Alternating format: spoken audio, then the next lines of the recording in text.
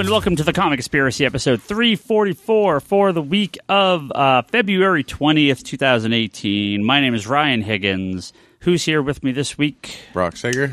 Kevin Sharp. Toby. Oh. And Jim Jokisch. Toby, you eating? You good? You good? Garbage food. Garbage food? Nice. Yeah. All right. That's good. For the listeners at home, that's Toby with a mouthful of egg salad sandwich. From 7-Eleven. Quality American food. Swallowing it down with a mocha Starbucks. So I feel terrible for anyone listening to this episode for the first time because this is going to be our big Black Panther talk. And so we'll start off by talking about egg salad sandwiches and vomiting because I woke up this morning and vomited everywhere for no apparent reason. So apparently we're just going to continue the trend of food poisoning here. So 7-Eleven egg salad sandwich and that'll be me. That'll be you tomorrow morning. Garbage so food. yeah, whatever I ate yesterday. I still remember, this is a deep cut for the longtime listeners, the taco truck outside the old store. Screw that. And as a PSA to listeners, when you see the quesadilla being made with slices of American cheese, walk away. Unlike these suckers, don't eat it. Well, I was trying to support the working man that was working on a cart right outside the store. You ended up needing the support of the John. Yeah. See, I took one bite and went, nope. Toby kept going. And then he went. And then that was it. Yeah. I was gone for the rest of the day. It was technical difficulties.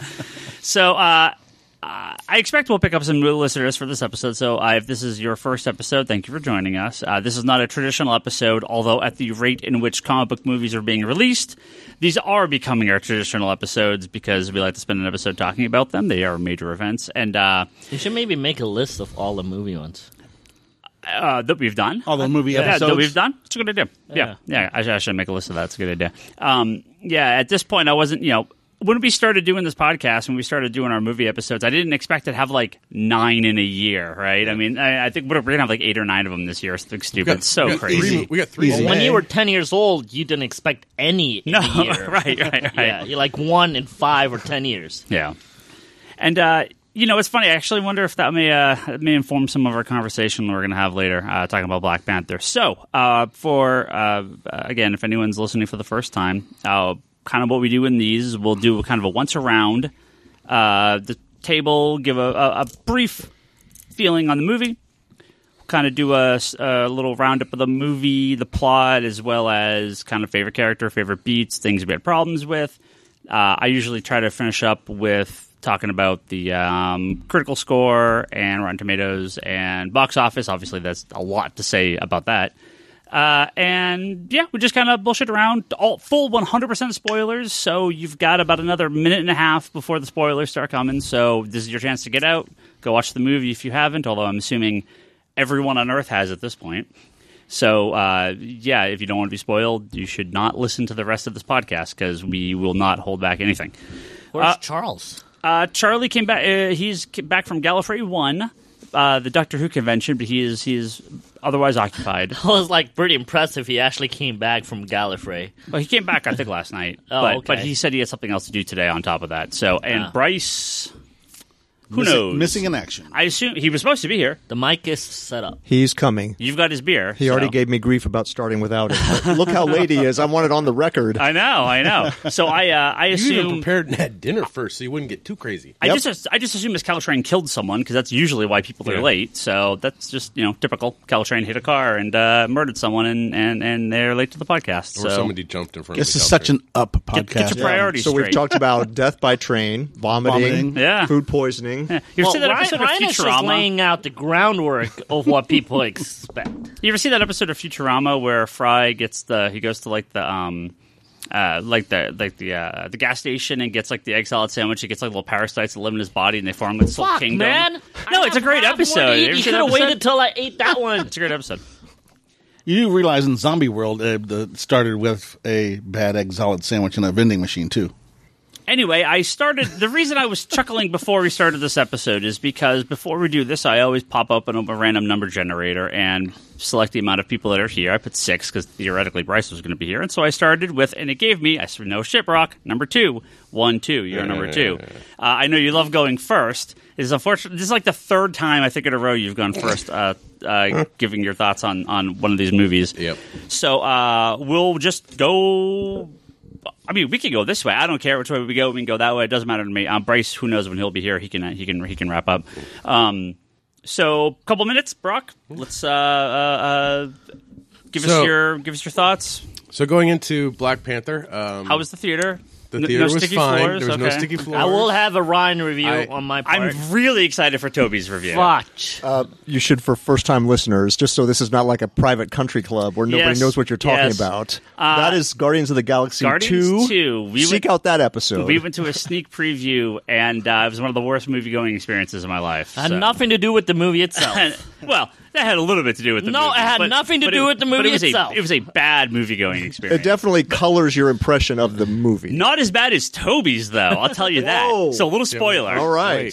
Wait for Not it. as bad as Toby's. Would you go to a drive-in? Brock, enlighten us. Do we have anything else to Nope. clear? Nope, we're done. We're good. All right. So Black Panther. going into Black Panther, my expectations were lower due to my not so.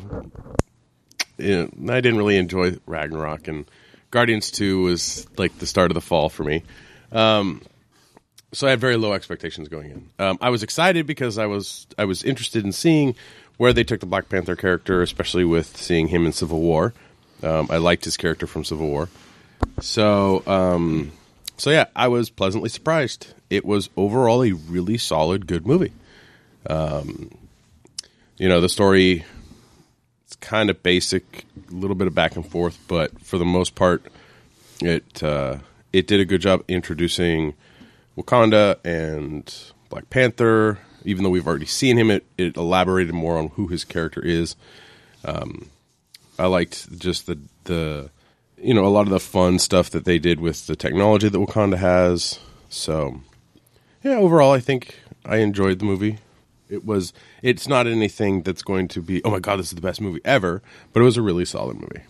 So, Sharp. Oh, we're going this way? Yeah, sure. Master Higgins? Yeah, Okay. yeah, that's fine. That's fine. Yeah, and when Bryce comes in, we'll just throw him in whenever he gets Yeah. here. So, going into this movie, I loved Black Panther and Civil War. I'm also a big fan of Ryan Coogler, the director, so I was really ready to see something special. I think we kind of have to separate this movie as a entertainment vehicle versus this movie as part of a cultural moment. And I'm really happy for Ryan. This is the director, Ryan, not Ryan Higgins. Sweet goddamn Ryan. I'm really happy for him. I'm really happy that it's a vehicle for a diversity in these movies. I'm love to see it breaking records. I love that it's a classic Marvel character from the 60s that is the vehicle for all of this. That's really exciting. It's a good movie. It's an entertaining movie.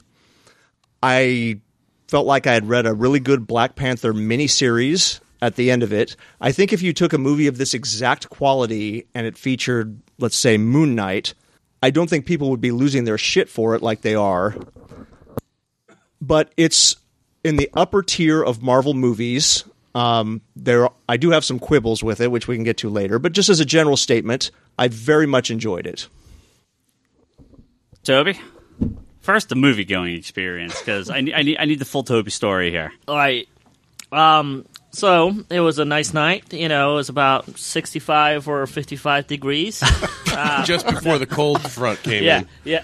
Those are very different temperatures, Toby. I'm gonna skip forward to right when the movie started. So I went with my buddy Stan. And Was this at one of the reclining theaters here? No, actually it wasn't. I try not to go to those anymore because the team seems to black out quite a bit of the movie when I tend fall to go asleep? to.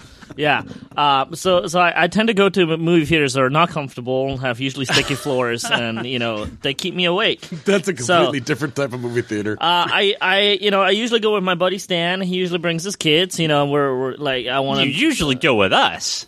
Yeah, well, you have to have it on a special night, and I couldn't make it. So I would usually go with you guys, and I usually go, and they come along with us. We always go on Thursday nights. This Thursday I couldn't do it. Okay. All right. So anyways, let it be known that this kid is my nephew, and it's like I said, it's gotten interesting because the one kid next to me was coughing, and then nephew was coughing. He wouldn't stop coughing. I felt a little bad. And then Just distracting you from the movie. It's very distracting from the movie, but because he's, my nephew, I couldn't say anything, so I wasn't like, get out of the theater, you little kid. No. But no, I actually felt really bad. I kept looking at Sam like, hey, are we just going to leave? I mean, I kind of thought that's what we're going to do. I'm like, and then he started throwing up. And then he started throwing up into the popcorn bucket. And he goes, Dad, I need a tissue bad. I could just hear him saying it. And he goes, just finish the movie. I'm like, I was just like, okay, I'm not the parent. I'm not sure what to do here. I'm really uncomfortable. The kid is obviously not comfortable. How far away were you from them? I was right next to him. Okay. Yeah, I was like, okay, and like I said, Ryan foreshadowed this all of this bad stuff, but yeah, it's worse than anything I had to deal with before. And I was like, okay, after that, if things calm down a little bit, I'm like, all right, go back to the movie, and then the smell started to come. So I was like watching the movie with the hoodie over my mouth. So yeah, it was a very Ryan experience of watching the movie. But yeah, Lane, take a seat. We have another guest. Another friend, Lane, is here. Our good friend Lane. We'll have you jump in here. Lane, you got your initial Black Panther thoughts? Nothing major. Just your couple of minutes because we're going to let Toby go. And if you want to jump in. But Toby didn't even get to. Yeah, no, right. No, I want Toby to finish. Are we just talking like It general smelled. or specific? No, just general. Yeah. Smelled as I eat my really crappy 7-Eleven egg salad sandwich. You told that story, and now you're biting into an egg salad sandwich. 7-Eleven, great American food. Did you finish the movie? Well, yeah. Well, of course I finished the movie. So I knew that I had to review this movie today. So after rehearsal last night, at 11:15, I went to this other theater. And I blacked out more than I did in that time than I did the first time watching the movie. But Did you fall asleep during the first time, too? Yeah, like in the middle. So I went on purposely last night to cover the parts that I didn't see. And he didn't see him Fell either. asleep again. Yeah, I saw most of it except for one part. So I'm still a little confused on one part in the movie. But everything else is very clear. Yeah, that one All right. part of 30 minutes, huh? No. There's a specific part that I'm like, something happened and I totally missed it. Oh, well, we can. Yeah. Something happened between the opening and the after credits. We don't know. We're gonna have to start bringing like this thing that just like holds Toby's eyes open and like What's it shoots him called? full of That's adrenaline. Clockwork Orange. Yeah. Oh, Lane, if you want to scoot in a bit and grab that mic, if you want to. So, do you want to talk about your thoughts, or are you just gonna? Do you want to not give like a final? There's a hole in his thoughts. I love the movie. Okay. Yeah. You have a point, Mr. Sharp, but the cultural stuff that's in this movie is just fascinating. All the different tribes that are in there. I'm floored. I mean, look, the money it made between this movie and Wonder Woman, there should be no talk anymore of what kind of superhero movies are next, right? Right. At this point, there should be no talk of minority movies or superhero movies or women ones, because now I feel like it's all been proven between Wonder Woman and this one. You could do any superhero movie as long as it's good, right? Yeah. I am, Well, you could do any movie. yeah, but up till now, Get Out. I mean, but up till now, the thing on superhero movies, like, not us. I think all of us knew it was going to come sooner or later. Yeah, sure. But there's the old Hollywood goes, they no women lead in superhero movies, no minority lead. I mean, and That's action movies in general, summer movies. Yeah. But I think between this one and Wonder Woman, And Star Wars. and Star Wars, and I think the lids are open now. It's fuck off. Let's do whatever we want. Yeah, 100%. So I'm very, very psyched. Cool. Lane, do you want to scoot in a bit, grab that mic, and give us your couple minutes? Well, I'll just be really quick. I just was going to say I think it's a very technically sound movie, like very safe, but at the same time, personally, I was a little bored only because I found the movie really, really predictable, and that's one of my pet peeves in movies. So it's more of just a personal thing, so I'm not going to... And you came with us to see it. So it's not like I'm knocking it down that bad, but it won't be like the highest rated, but it was definitely a good movie. Yeah. That it? Well, being short, yes. Okay. We'll get it. Pick it later. Yeah, we'll get into some more details later. Being short as in you being short? I wasn't sure where you were going with it. Jim, Yeah. hit us up. Going into Black Panther, he's never really been a really mainstream character, so my expectations were not high at all. I do have the first Black Panther series. I do have his first appearance. I enjoy him in the Avengers. I enjoy him when he makes appearances in Fantastic Four. So him showing up in Civil War was really a really good experience. That being said, this movie I liked it a lot. Like Lane said, it was kind of predictable, but I did like the Easter egg characters that were in it. The cameos that were in there for the characters. I wish they wouldn't have killed off Claw so fast and so weakly. Claw's been around for a long time. I thought he was a stronger character than that, so I wish he could have hung around a little bit longer. But overall, the movie was a solid movie and mid-range of the Marvel movies right now. Maybe a little bit higher.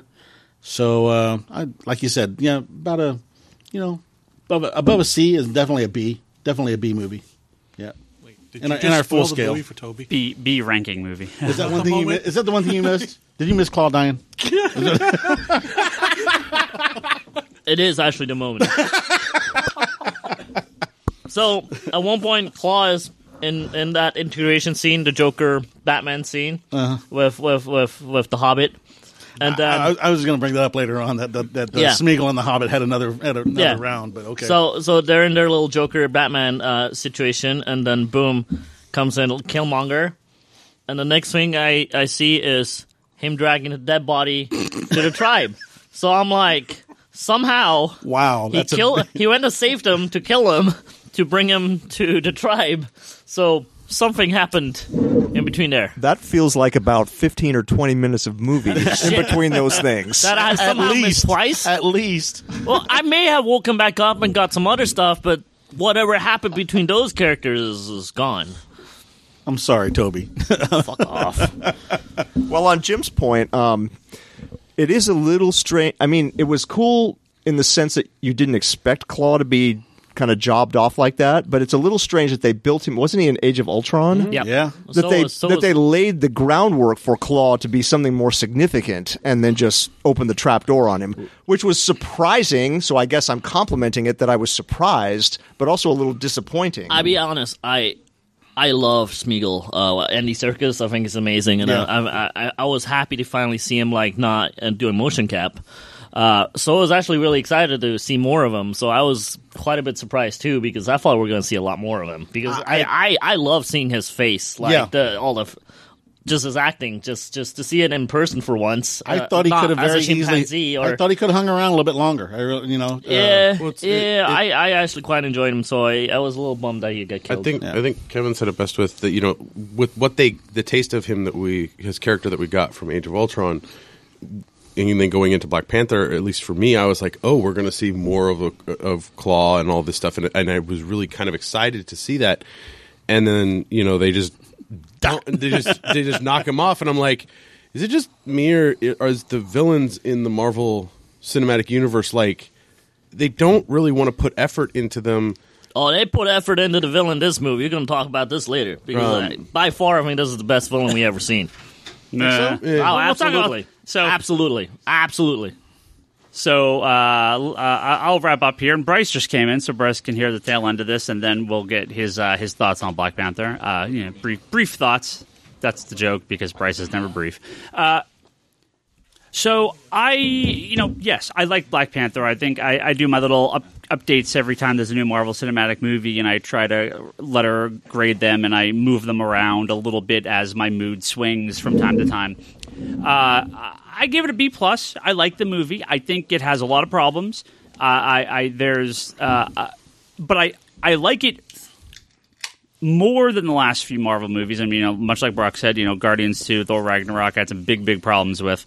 No, they didn't. But okay, keep going. This movie feels. I'm not going to say it feels Marvel Cinematic safe. It doesn't feel movie safe because obviously everything Kevin was talking about, this was this was not seen as a movie that should have been successful in modern Hollywood eyes, right? I mean, this is a cultural moment.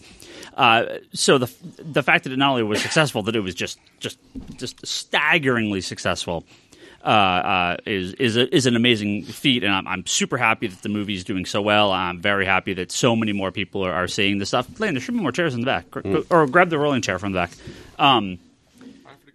You need go to get one. give What were the him numbers for the weekend? We'll get Don't into be nice that later. to him. Just go. He was okay standing. Get a fucking chair. If Go this get movie a chair. came out in 2009, 2010, like as part of Phase 1, this would have been an A movie. The problem is, I think, with Marvel, we're 18 movies in, we've seen this 7-8 times already. It's the same story, it's the same plot, it's the same setup. I feel, unlike Toby, I guess we can kind of go. We were talking about Killmonger and Claw, and I want to talk about them more later. I didn't pay much attention to this movie. I really try not to before I go into these movies. I try not to look at anything. I'll watch the trailer, but I try not to look at plot synopsis, summaries, who everyone is. Like, I really try to avoid as much of this as possible. So going into this movie, I thought Claw was the villain. Like, I had no clue that Killmonger was in this movie, and there's actually a few other characters I didn't realize were in this movie either. So I had no idea Killmonger was in this movie. And again, some of the problems I have with this movie is the complete waste of Claw. In the middle, where you fell asleep, Toby, you probably fell asleep because the middle of this movie is pretty dull and boring. Have you watched the Ryan Coogler movie? No, I haven't. They're really slow in the middle. But they build up to the end. Yeah, I mean, I like the end. They kind of. I like the big fights. I like the big car chase. I like the big fight scene. But this movie, it fluff. It weirdly repeats itself multiple times. It's very disjointed. It's cool. There's a lot of scenes I like, but it just doesn't flow very well. Kind of want to do that the gorilla. Shut up. Well, we'll get when we get to favorite characters if we can do that. There's great characters in this movie. There's a lot of fun. There's great action scenes. Terrible CG, but that's standard for most Marvel movies. At this point, that's just standard. Marvel. That final fight was pretty. Marvel cheaps out on the CG every time now. It's just I'm just used to it. When he says, they could have done that with Wakanda, this never gets old. I'm like, what? Like PlayStation 2 graphics don't get old? Like, come on! Like, this doesn't look like anything. It doesn't look like anything. Oh, I don't care about that stuff. No, I care more the final fight. They could have the whole segment when they're falling, and they could have just had that out. Yeah, but at this that's point, that's PlayStation to me. Yeah, I don't care about seeing Wakanda. That was awesome. Yeah, I just acknowledge that Marvel's going to have shitty special effects in their movies. But that's true. Like, their special effects are worse now than they were like 5 years ago. It's weird. They got a lot of movies that got to spread their money around. I guess they Infinity must. War ain't cheap, man. But I don't want to sound like I don't like the movie because I did like the movie. I have some problems with it, but it is a refreshing break from. The MCU has tried to do some things that just have not clicked with me recently. This is even though I feel it's not as good as far from the best. I think it's a refreshing take back to that sort of Phase 1 feel. It's just kind of like Doctor Strange. We've been there, we've done it. It's been done better, but I appreciate they're trying to get back to basics a little bit here with this movie. And yeah. So that's it. Bryce, man. Now, Bryce ditched us for some dude, some random bro date. Yeah, real friends. Is this like a work buddy that doesn't know you're a comic guy, and so you're like trying to protect your image? Instead of coming, I have some friends that go, but I don't want to bring my real friend out to the nerd cruise, so I'm just gonna go with him. And is that what's going on here? Well, too embarrassed? He actually went to the same screening. He really just doesn't want you to know that. Were you the two kids that dressed up as the tall man in the jacket that tried to get in for the I was movie? actually the shaved head lady. Actually, honestly, I think that I could have been to the movie that you went to see because the movie that I saw that was titled Black Panther was a completely different movie than you just described. Oh, okay. So we probably were in the same theater, and but is it the same movie that Kevin described? Because I don't know. I wasn't here for Kevin's description. Huh? I know. That doesn't help me at all. Why would you ask me that question? Because when he says the same thing I said, you think it's okay. When I say it, Well, anyway, I mean, I wasn't It is here. very true. You make me so angry. I don't know how to answer anything you just said because I wasn't here for it, as you know. Anyway, Wait, grab a chair. You're making me nervous. What are you doing? I offered him a chair. He said he didn't want a Jesus chair. Christ, okay. He We wants don't to have sit on enough my chairs. I lap. told you we need to buy another chair. Sitting around desks all day at work. I guess you want to get Is up. there really no chair back there? Rolling chair. The rolling chair. Do you want me to get Rip two out more the of these toilet soft and ones? bring it here. from Costco? The whole No. stool. Bryce, go ahead. Seriously. Wait, we're on radio? So, How was the movie theater? so Sticky floors? I'm looking forward to listening to all of your opinions. You'll but hear us talk the rest of the episode. Based don't on that, I'm not sure that I want to. Yeah, I thought that it was a great movie. I didn't think that it was as revolutionary as I'm hearing, but I do have the sense that about 99.9% of the world's population that's seen this movie really liked it. So I'm surprised to hear that a significant percentage of this table may not have. worry. No, nobody disliked it.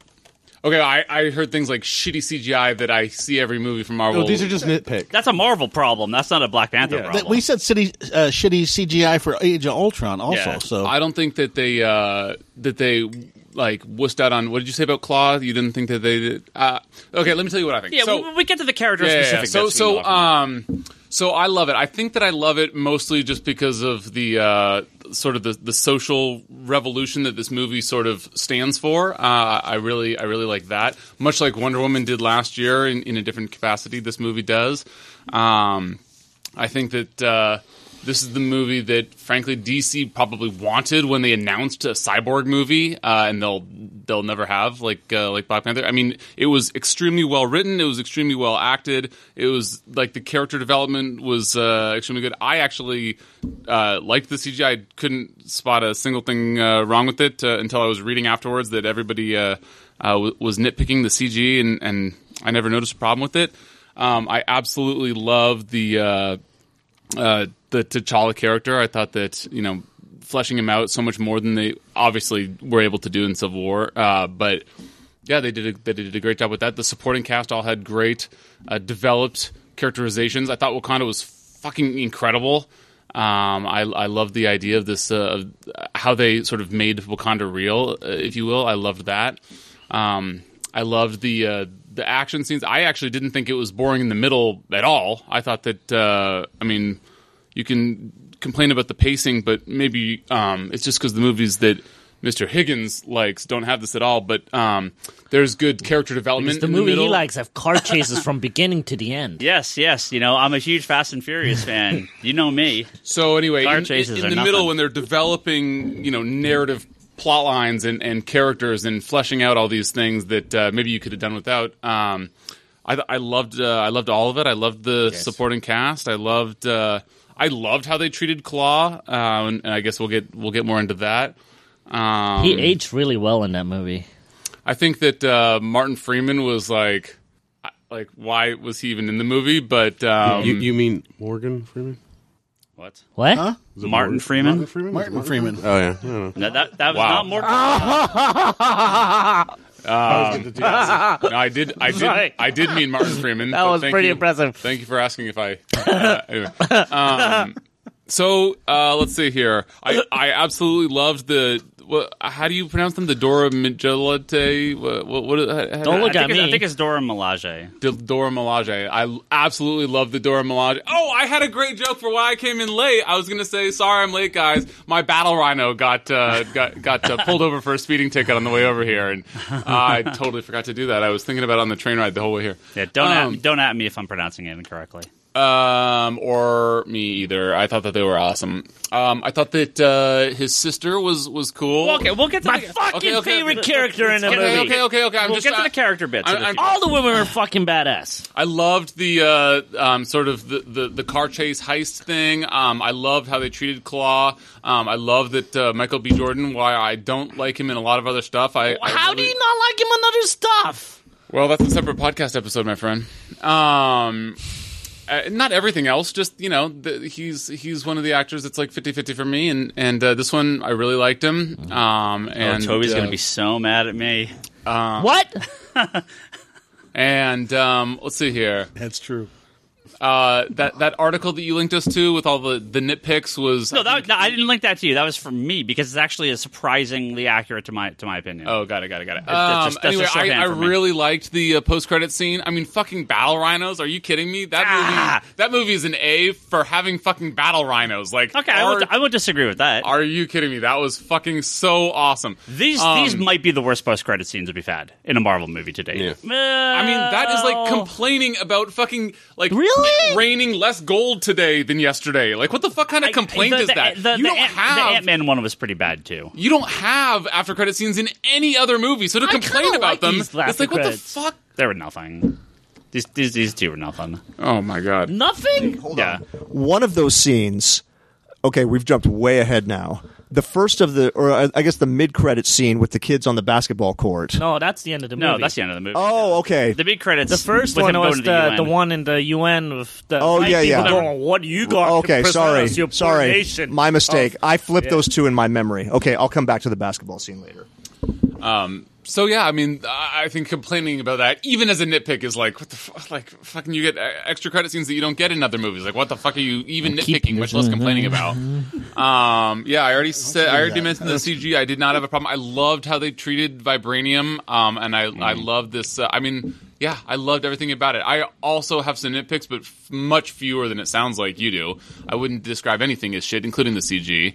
Yeah, I absolutely loved it. For me, I don't know, A-, B+, A-. I'd probably. I mean, I need more time to digest it. But I would say There's probably. just a point where you just bang your head on the wall and hope it gets better. I would say The that. same grade as he did. I would say, yeah, but he spent half his fucking review. He gave it a B+.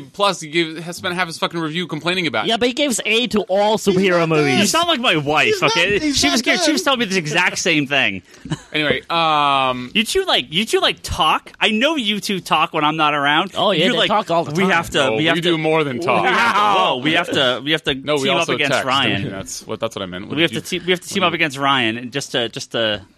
Anyway, since I came here, I heard you fucking complaining a whole lot about this movie No, and there's a lot of give it a B+. So I'm actually Yes, he's on the Marvel defensive, is what he A said. lot of stuff I like in this movie, but I really have some. I have some so yeah, I problems with probably need more time to think about it. But yeah, somewhere just because not everything can be an A, I would think B+, but I'd probably end up settling on an A- just to be different from Higgins. Well, let's But start. I love so much about it. I can't think of enough that I didn't like about it. I'm just Let's reticent start- to give everything an A. Let's start running down the characters here because there's I seem to be opposite of about 85% on the internet on my opinion on the characters that everyone seems to like. And That's a turn of events. yeah, I know. Absolutely nobody. So when the movie ended, What do you mean? I turned to Kevin Sharp and I turned to Leanne, I turned to Kevin because he was sitting there with us, and I was like, the three best characters in this movie, with no question, are number one, I believe it's Okoye. I cannot pronounce names, so just deal with Michonne. it. Michonne, right, from Walking Dead, right? The head of the Dora Milaje. Incredible. she's Just so fucking awesome. incredible. She's Yeah. so great. Stole the movie. Yeah. Up, down, left, right. Yeah. Best I character in the movie, yeah. no question. Great character. Disagree. Second best character in the movie, again, not even close. Man-Ape, M'Baka, Mbaku. amazing. Love that guy. Easily my second favorite character in the movie. Also, the main no question. villain for person interest in one of the seasons. It is Yeah. crazy He is- that you successfully run the store. He was so funny and so great and so fun. I love that I character. like these characters. I just don't the agree with second the order. best character in the movie. And the third best character in the we definitely watch movie, different movies. Better be the sister. the third best character in the movie is the guy with the disc in his mouth and the green, like the pimp green jacket. That guy was That guy was- so hold on. incredible. That guy was The great. sister, That guy was the sister doesn't even make it on the radar. fantastic. We need to preface for the, Fantastic. We need to preface for the listeners that you are an 80s music child and you love 80s music. I do. And so I I do. think that it reminiscent of the 80s for you in that whole costume with his costume. Well, when the movie's on, I'm watching because again, I had no idea that Man-Ape's in this movie, and I'm watching it, and I'm like, is that fucking Man-Ape? Holy shit, is that fucking Man-Ape? what the hell? Man-Ape's in this movie? I had no idea. Like, at the very beginning, I had no idea he was in it. So that whole first scene, like, it didn't click. But when they finally go back to him, I'm like, it's fucking the ape tribe. That's Man-Ape. Wow, what a deep cut there. That's incredible. So I'll let anyone who doesn't know that character should just Google image search Man-Ape and see one of the awesome villain costumes of classic Marvel. Incredible. Just not Google image search. Yes. Have your only memory be from this movie. Yes, that's another suggestion. Man-Ape's great. So I can't believe you liked Man-Ape. You thought Man-Ape was funny, but you didn't like Thor. You didn't like no, because I feel Guardians like 2. I feel like it's a small part of the movie and it fits, and it's a fun character because it's just the one character. Now, Toby, sorry, man, I can't deal with Chloe's. I'm done with Chloe's. What the fuck? I'm done with Chloe's. No more Chloe's. I can't have any more Chloe's. You don't like the sister. I can't have any more. You don't like the I can't have sister? any more 16-year-old hacker tech chicks. I just can't do it. I just can't do it. What is it, It's every. Chloe from Smallville. It's everything has it now. It never stops. Look. The sister was badass. I don't care.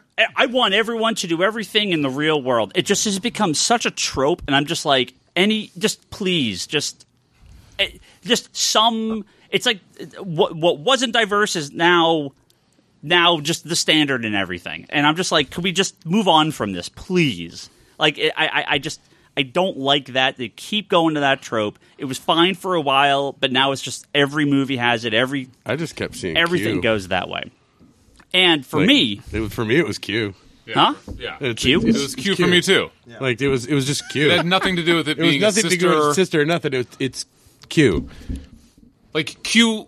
It was From gonna be James this- fucking Bond, you motherfucking. There it is. Now he gets it. I thought it was. I thought you were talking about Star Trek. I was like, Q. No. Yeah, it's Q from James Bond. The scene where she's Sure. walking him through Right, showing yeah, him the yeah. suits and stuff. I mean, she's fine. Just the same character we've had 100 times already at this point. So whatever. I Not mean, as good as Man-Ape. No, not as good as Man-Ape. Nowhere close. I actively dislike Killmonger. I thought Michael B. Jordan was pretty bad. Toby's losing his shit right now. Pretty bad in this movie. Well, it might be. I thought he was Pretty bad. I thought he was boring, flat, Yeah. uninspiring. Now, see, I was going to say, all right, I was going quitting to this introduce podcast right now. I was going to introduce this topic, but it's just been introduced. Yeah. If I time traveled back 10 years ago and I said we're going to have 10 years of Marvel movies, and the three best villains are going to be Loki, the Vulture, and Killmonger, Yeah. you'd go, what the fuck? Yeah, What about Doctor Doom? Yeah, what yeah, about yeah. the Skull? What Yeah. about Dormammu? What, Well, to be honest, Dr. Doom could make a really cool comeback. But he has. so far. I mean, yeah, that's so so far. far, yeah. As of now, I would put Killmonger in the top 3 of Marvel villains, movie villains. I wouldn't. To Oh, me, so here's the thing. absolutely. Totally, dude. What? Absolutely. Who- In top fact, I three? think he's my favorite villain right now. Okay, Loki's number one What do you mean for not? sure. What do you mean not? Loki and Vulture are 1 and 2. It's a long drop to number 3. Fuck off, Ryan Higgins. Killmonger's in the middle of everything else. Look, the plot of Did you watch the movie? Yeah, I did. I did. Did you finish? Never mind. He saw more than you The did. character was Did you fall asleep again? the character. Shut up. You did. I thought the character did was too. fine. I thought the portrayal was poor. What? I thought he was just very one note and very flat the whole movie. Yeah, Despite his extremely complicated background. Yeah. that Well, he the comes from. fucking one of the best backstory of all time. And his like daddy issues that they superhero actually movie. address, unlike having shallow His villains dad from gets other killed, movies. so he goes and somehow, and so we're never shown anything. We're just told he's his ultimate badass. He walks in, takes over, and then immediately No, loses. there's so much more to this. No, there's not. Yes, there is. Motherfucker. I can't believe it. This is seriously how you see him? Yeah, I mean, sure. So, I'd be mad if someone's dude killed my dad. I mean, I if get the white that, but- people were fucking slaves at one point, right? Okay, we don't need to. We don't need to go down this path. No, but I this is. I understand. He is a guy that finds out that there's Wakanda with all this technology that didn't bother helping anybody. Wouldn't you be fucking pissed the fuck off? Because that's why he's pissed the Is fuck everyone off. else pissed off about Wakanda? Nobody knows about Wakanda. I mean, like in the comics and everything else. Like, I understand his, but I mean, he's just a straight villain. Like, he does nothing. No, good. he's not. Yeah, what the hell?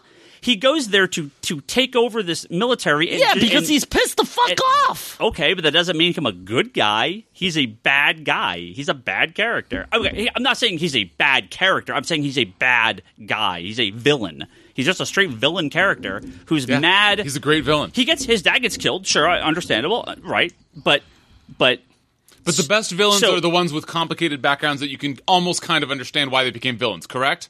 I mean, yes. I guess is the answer he you're looking for. through. It's a little bit. It's a little bit like Baron Zemo in Civil War. It's Civil War. Fuck I off. do not believe this character can do the things he does. He finds out about this whole place. He's just randomly trained He has to the become tattoos bad to at. prove it. What do you think? Those are self-inflicted. Like he Or gets for no there. reason, I should say. We're self-inflicted. I was We're gonna never say, I had to qualify. I had to there's qualify. just like a 5-minute info dump scene of his background. He's not the villain through, I don't know, 40% of the movie. He just randomly becomes the villain halfway through the movie. Again, I think Killing Claw is the biggest waste of the movie. Claw's amazing. You're all was- wrong. I mean, that's where Claw's your great. list of best characters is way off. Is that you didn't include Claw? No, in your Claw's top great. three. Claw's great. Yeah. Claw's He's not better than the guy with the disc in that green suit. That guy's the best. Yeah, Well, yeah. that's wrong. That's just a lie. But and to wrong. me, like, so again, I saw all this talk of this character, and I'm like, what the fuck? Like he's just the. I mean, look, he's not bottom of the barrel, far from it. But It's because he's the top of the barrel, he's motherfucker. like most of the Marvel villains, and it's just this generic dude, and I guess they're the villain. The characters He's around not him are generic great. at all. The characters around him are great, but he's just nothing. Nah, I'm not gonna say he's the top two. I got to think about my villain list more. But Again, Toby, the world agrees with you, not me. So I just don't see it. I don't see it and at we all. spend Obviously, you so don't many see it. cycles trying to get you to see that, and you just don't care, which is part of the beauty of you, Mr. Higgins. You just don't care when you're wrong, flat out wrong. Okay. So I think what I liked about Killmonger, to get more to the point, is that so I like a villain that I can see like, oh, I can kind of see where he's coming from, which I think is the hallmark of any great villain, kind of like Dr. Doom, but I would say more so Magneto and Loki. I get that with Vulture. And Vulture, okay, Vulture, and I I'm felt like, the exact yeah, same way, and I felt the exact same way with I'd be Killmonger. fucking pissed too. This is like, No, I mean, so I understand, and I think that there's definitely a certain element of this whole table, except for maybe Lane and Toby, basically not being qualified to be able to talk about this stuff to a certain degree. we are 6 white guys, or 6.5 white guys here. So That's why I'm. Yeah. That's exactly Yeah. what I meant. Thank you, though, for clarifying. or 5.5 out of 7 white guys. I was like, where's So, the six? Yeah, 5.5 out of 7. So Charlie's here in spirit. Oh, okay. Astral form is here.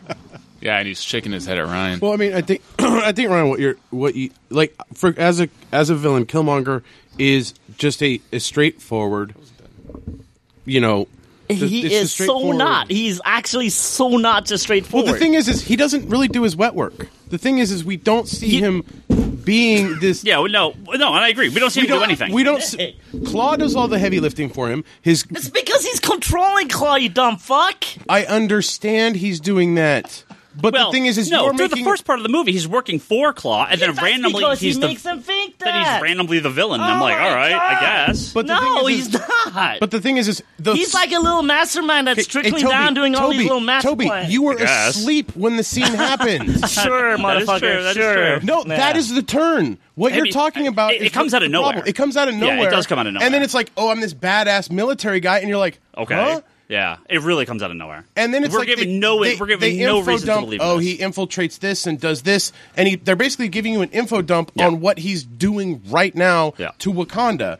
And the thing is okay, I get that. Just I cut get Claw why- out of the movie and have 20 more minutes of him and give him some backstory. Because they But the give him thing is nothing like- other than his like than I when have he's a kid. I have no issues. But didn't with he the- bring Claw to get the tribe to believe him? He needed Claw. There's a whole purpose for him killing Claw. He brought Claw because that would sway How- the belief of the. Yeah, How because, would he- because Claw's how been would messing he- around with them already. How would he even know? Yeah, and that's the other thing too. He is has the fucking that's the book. other. That's the other Baron Zemo problem is He has how the does fucking he know all book this that his information? dad left him. The book that says Claw, the book that says in 30 years bring Claw. Claw is introduced in the first scene. You know that, right? Yeah, So what do you mean in 30 years bring fucking Claw? It means that's when they introduced Claw's been fucking around with Wakanda that long already. Okay. So he's a bad guy of Wakanda. Here comes Michael B. Jordan, brings the fucking back and go, look, motherfuckers, you guys can get him. Here I am. Here you got the motherfucker. But they have this whole thing where they're setting him up to get him, and it's like, how would he even have any idea any of this is going on? His dad told him. No, you don't understand. The whole thing of him getting Claw happens at the same time that Wakanda's also trying to get. The Black Panther's also trying to get Claw, and the FBI is also trying to get Claw. But they've been trying to get Claw for way before that. Well, let's be clear. Claw's been the villain of the previous Black Panther. They got Claw. The FBI got Claw, and then he was taken away by the people that he was working for anyway. Yeah. There's this back and forth stuff that's going on with that character that That's the bad pacing of the movie. I can understand where they're trying to. All right, obviously I don't know what I'm talking about, so fucking move on. No, because I totally don't agree with any of you guys right now. Okay. This is the conversation. So anyway, I think that there's a whole. As I was saying earlier, I really like the villains that you can kind of see where they're coming from, and in that was the case here. And so whether or not there's some plot hole nitpicks to be had or not with Claw's relationship with Killmonger, I thought that it was good, and I could see where he's coming from. He does one of the very few nitpicks I will admit to having with this movie right now is that he does ascend the throne extremely quickly, which I just chalked up to, this is a very tradition-based culture, and he did his trial by combat, and he won. So, there's got to be some. How do you say the word? Is it monarchical? Is it monarchical? Monarchical? Well, that's the element to the fact that. Oh, I'm sorry. Go ahead. I didn't mean to interrupt. That's the pacing problem that I have. It's like we're given all the scenes of the trial and what happens after it, and then we're just given the exact same scenes again. It's like, find a different way to do that. It just feels like the way that they did it was excellent because it was like establish the rules that we now live in, and then it's like, but you don't have to do it the exact same way in the exact. I did kind of like it that way. It wasn't. Then Mbuku goes like, "Well, what do you mean he died? It wasn't the same way. He died by combat. He died like he's lost. He even corrects the mom at that point. Yeah, he died. It was very different. There was literally a very different winner the second time. I think also for me, what I loved Killmonger. When he's introduced, when he's in the museum and he's looking at the artifacts and stuff, and he's talking about. I didn't know who he was at that point. I didn't I'm not sure who the character is, but I really I was like, okay, this is interesting. But he does this flip. Yeah, well, when he attacks everyone, when he kills all those guys. Yeah, that's cool. Like he's rescuing him. Like, all right, he's part of the Claw's crew, and things are going on. But when he does the flip, he changes his behavior completely to more of like this just kind of dominant like like thing, and I'm like, I like the character that you established earlier, and now you've kind of changed his presentation halfway through, so that when it's like, oh, he's the kid, he's his cousin or is it his cousin? It's his cousin. It's T'Challa's cousin. Yeah. It's like, okay, I feel bad for you, but you're a dick. Yeah. Like, I just don't care. If it was more of... I don't feel bad for him. I mean, again, he wanted to massacre the entire world. Like, you kind of stop caring about villains when, again, like Loki, like Vulture, there's specific things that they're trying to do. This guy is like, I'm going to take over. Okay, I'm with you there, and I'm going to arm the entire world, and we're going to, kill everyone. It's like, Like, that escalated rather quickly. Like... All right, I guess that's cool. Well, kill everyone. You mean white? Yes. Okay. But, sure. Well, but everyone, right? I mean, the majority of the world. Here's my Killmonger complaint, and Ryan's going to disagree. Is how it ended. This is something I used to love in comics as a kid that I no longer love thanks to the Marvel Universe in movies. Is the hero fighting a goddamn duplicate of themselves. Iron Man versus Ironmonger, Hulk versus Abomination, Ant-Man versus a shrinking villain, Panther versus Panther, Cap versus Bucky. I'm just tired of... It's just more interesting to me to see them use their powers against something else. So when it...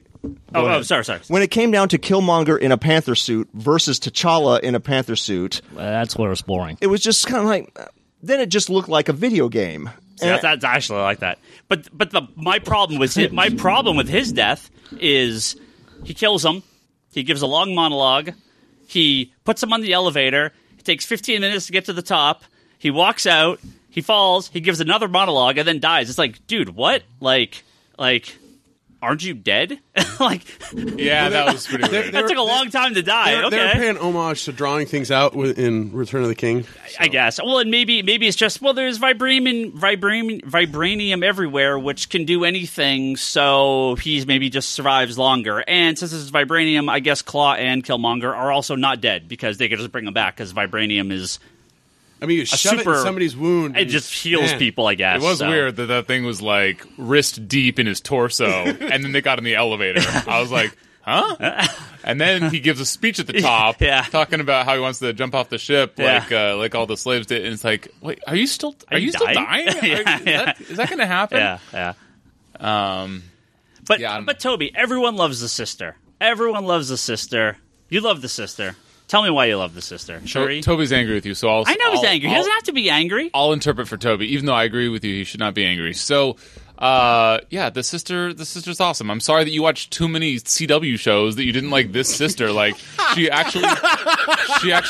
had like great, character development. I'm just done with it. She's royal heritage. She's got like this great education. They're genius level. She's smarter than Tony Stark. They're genius level family. I did not know that, but I believe it. Yep. She's a fun character. She's a fucking badass. She's not some like little quota filling thing in your CW like teeny bop, whatever it's called. Like, I don't know. I mean, she was awesome. She was responsible for like building all the weapons and not in an eye rolling way. She was great. She made sneakers. That's a lot of weapons to build in 3.5 years. So I'm just going to build. What does that? How did old you is even she? hear yourself just talk just now? It's a built lot of weapons to build in 3 years. Are you some sort of like weapons Where does the building? 3 years come from? Where does that come from? Like 14? Like, how old is this lady? I have no idea. She built this entire... She was just smarter than you when she was 8. She built this entire anti-vibranium thing that would have taken like years to produce. She builds all this weapon. It's just like the timeline of this stuff never makes sense. Instead of overcomplicating it, they just had it positioned as her developing it when I'm sure there was a whole team behind it. I was just going to say that nothing says that she built everything. Yeah. It's just that right now she's Q. Exactly. She's even in the dialogue. She even says my designs. It doesn't say she built it. Yeah, she even says my designs. I understand. I don't think you understand. And back to the knife, back to the long death. Yeah. Okay. The knife. He left the knife in place so it would not bleed out. Well, so I get that, but like having never been stabbed in the torso by a giant vibranium knife the size of my we can make that happen. Is the size of your hoo-ha. Yeah, well, this is a family show, Jim. Get your eyes checked. So that's immediate. He pulled it out and immediately bled out at that point. I get, and I've seen plenty of movie deaths where while still in there, it's okay. It was a long time. But when he gets on the elevator, I was like, "Oh, he's going to bury him up top," but he's still alive. Like, what the deuce? Oh, and the girlfriend was kind of whatever too. She was fine, but whatever. The girlfriend. Oh, yeah, she was repeated. Yeah. No. Well, that one I agree with. I agree with that one. Spy chick. Yeah. Lupita Nyong'o. Sorry for mispronouncing that. She was, whatever. Tweeted Ryan, not me. Yeah, no, she was great. She was another great character. Toby. She's not just a damsel in distress. She's like her own spy infiltrating. You know, she doesn't need him. She was great. She didn't have too much to do, but she's for the character that she had, they positioned her very well. They wrote her very well. Toby, don't be mad. I'm happy that you love these characters, and I'm happy you love the movie. It's not. I'm mad. I just don't know what to say anymore, man. Tell me what. Don't tell me. Tell the listeners how much you love these characters, because I guarantee you they all agree with you. Okay, while he's coming to terms with what he wants to, how many languages he wants to swear you out in, I want to say that if you told little Bryce. And I don't mean this little Bryce. I mean, although his name's Big Bryce. His name was Hoo-Ha. Well, I'm just confused. If you had told me years ago that Claw would ever be in a movie and that he would be badass, awesome, I would just flat out have not believed you. Now, I've said that about a lot of other heroes or characters, that they've done in the movies, like Doctor Strange and Thor. I never would have thought that I would have ever liked them. And they've done a great job with all of them. And Claw is probably one of the coup de grace. Like, there's no way that they make this character awesome Oh, and Batroc. Oh man, they made him really cool too. Batroc is great. Well, sure, Claw, but he's 1,000 times more believable than Manape. That's the problem. That's the thing. Manape was so good because it's Manape, Wait, and so they made him so good. I have a very Claw's like a guilt and spot. What? Claw is an A-list villain for What? For Black Panther. Oh, okay. He is his. That is an important qualification. Yes. We have different levels. He is his main villain, Right. Which is kind of why I have a problem Yeah. with them killing him off. I'm glad they gave Claw his claw before he left. Before he was killed. Yeah, that was so awesome. That Sonic hand. Man- Did it from the Manape very is- beginning? Fantastic. That's so cool. Because Jim is here. Manape is one of Wizards' Morts of the Month. Okay, like Fuck, you're going deep cut. yeah, there. yeah, he deep is. cut. I don't even know what that is, but I believe it's hilarious. All right, Moron. All right, okay. Very bad villain. Very Wizard just would do their like horrible. terrible character of the month, and I guarantee you, Manape was a Mort of the Month at It was one like point. Spider-Man It was villain, amazing. Batman villain, Spider-Man villain, Batman villain, Spider-Man, Black Panther villain. Yeah. Okay. I didn't. I'm embarrassed to admit I did not know that it was Manape. Having not read anything about the movie before it came out. I know that there's a bunch of different tribes. Yeah, Is one of them the fucking Rhino tribe? Because battle rhinos are so awesome. Can I talk about the costumes in this movie? Were incredible. Yeah. I it's not often when I come out of a comic movie where I think, yeah, this has some sort of Oscar shot. I believe this has an Oscar shot for costuming. Yeah. I really think it does. The costumes were just groundbreaking in That this is movie. Can we talk? fucking She also hilarious. she actually based them all on the actual tribes. Yeah, I believe it. Yeah, all of them. Like they're every incredible. single tribe. Yeah. There's a little documentary on it. And she Cool. based them all on specific tribes. Yeah. Hell, they should just win for that guy with the disc alone. He was amazing. But no, the Dora Milaje, they looked so good. They were fucking great. And when they're on that first time when they're on the waterfall and there's all the different tribes around, like that's a cool scene. And they were almost as awesome as the Amazons, and these are humans. Yeah. So good job, Marvel, keeping it real. Can we talk about the battle rhinos real fast? We can talk about battle rhinos as long as you want, Jim. Where'd they come from? All right, where were They they have a hiding? fucking rhino They came farm. out of nowhere. No, They were all standing behind each other on No, that rock. I was awake for that. They fucking They showed him into before. crest the hill. They're I mean, tunnels, and they pop up just outside the castle, and then they come. No, Well, they're hiding. Sansa Stark, she took off before the Battle of the Bastards, and she went and got him, and that's when they came back. Did you say Santa Stark? Is Sansa. that like, Sansa. I was hoping you said Santa Stark. 'cause Santa Stark. I would have been like, I like the battle rhino. I did like the battle. I don't know where they came from either, Jim, but I know that I would love to do a All of cool sudden, little battle rhinos. Imagine if you were just standing there and you turn around and there's like 3 battle rhinos behind you. You're like, well, these guys, like it's like open savanna. You know what they need? Where the hell does he come Danny, from? that's what we're talking about. Yeah. They need to have battle rhinos that you can ride at Disneyland. I would love that. But actually, you know what? Well, they're gonna be going really slow because that's when Ryan can ride it. Yes, one of the topics I actually put on here was for the opening weekend, and I don't know how long they're going to do it. So at Disneyland, they have the Black Panther and the Dora Milaje, and they look killer. Really? Did they have battle rhinos? No, He almost left to go down there just to take a picture and come back. I like they look awesome. No, he comes in on like the Avengers like transport vehicle that all the characters come out on, but his bodyguards look awesome. It is unclear if they've actually shaved their heads. I can't tell from the pictures I saw. They could be bald caps. I don't know. But the couple pictures I saw, it didn't look like it. They really may have shaved their head, which is that's awesome if they did. I'm going to. They're fantastic. And that whole car chase scene, the whole South Korea scene, I loved it. I loved that car chase scene. It was so good. James Bond, Such a great scene. Marvel's James Bond. Yeah. Yeah, that was awesome. But how about those battle rhinos? Yeah, battle That's what I'm talking rhinos are good.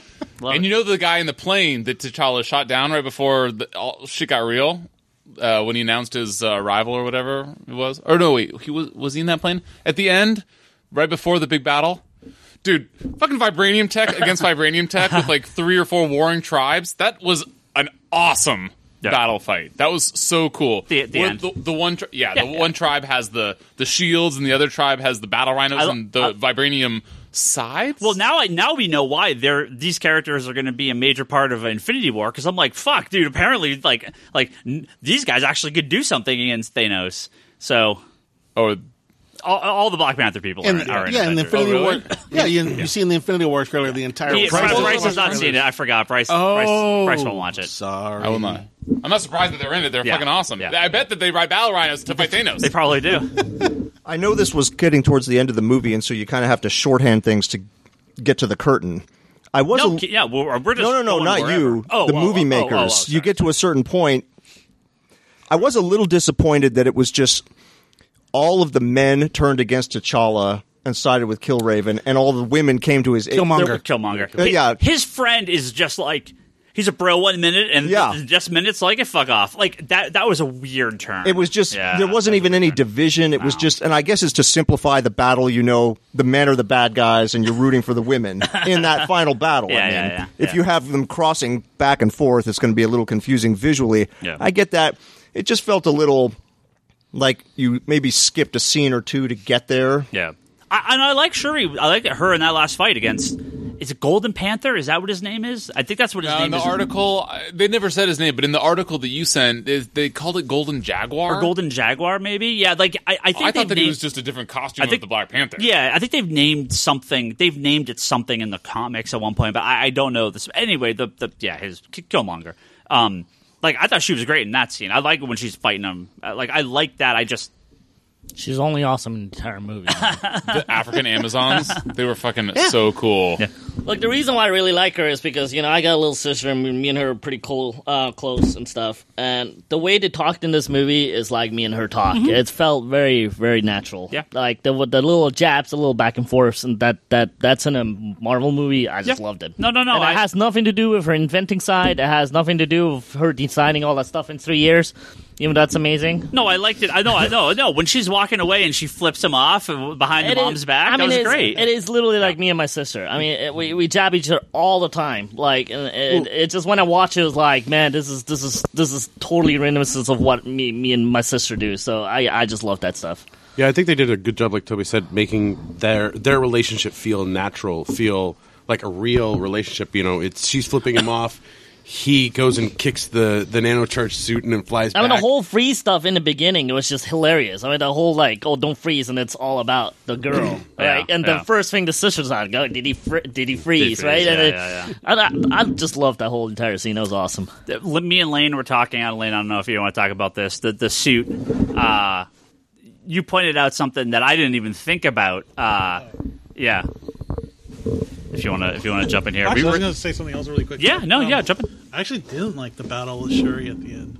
Just the whole thing, or just her? The end, because it just It just felt like certain things they changed to make the battle end faster. Like, for example, she's fighting with long range attacks with sonic waves. Yeah. Why would you ever walk right up to the guy? So that he can reach and grab your hand? Well, how many times have you seen a movie where, like, you're 10 feet away with someone with a gun and they just slowly get closer? And I'm like, what are you doing? Obviously, cabin in the woods happened. Some motherfuckers pressing buttons on the ground that were slowly pushing them over, all right?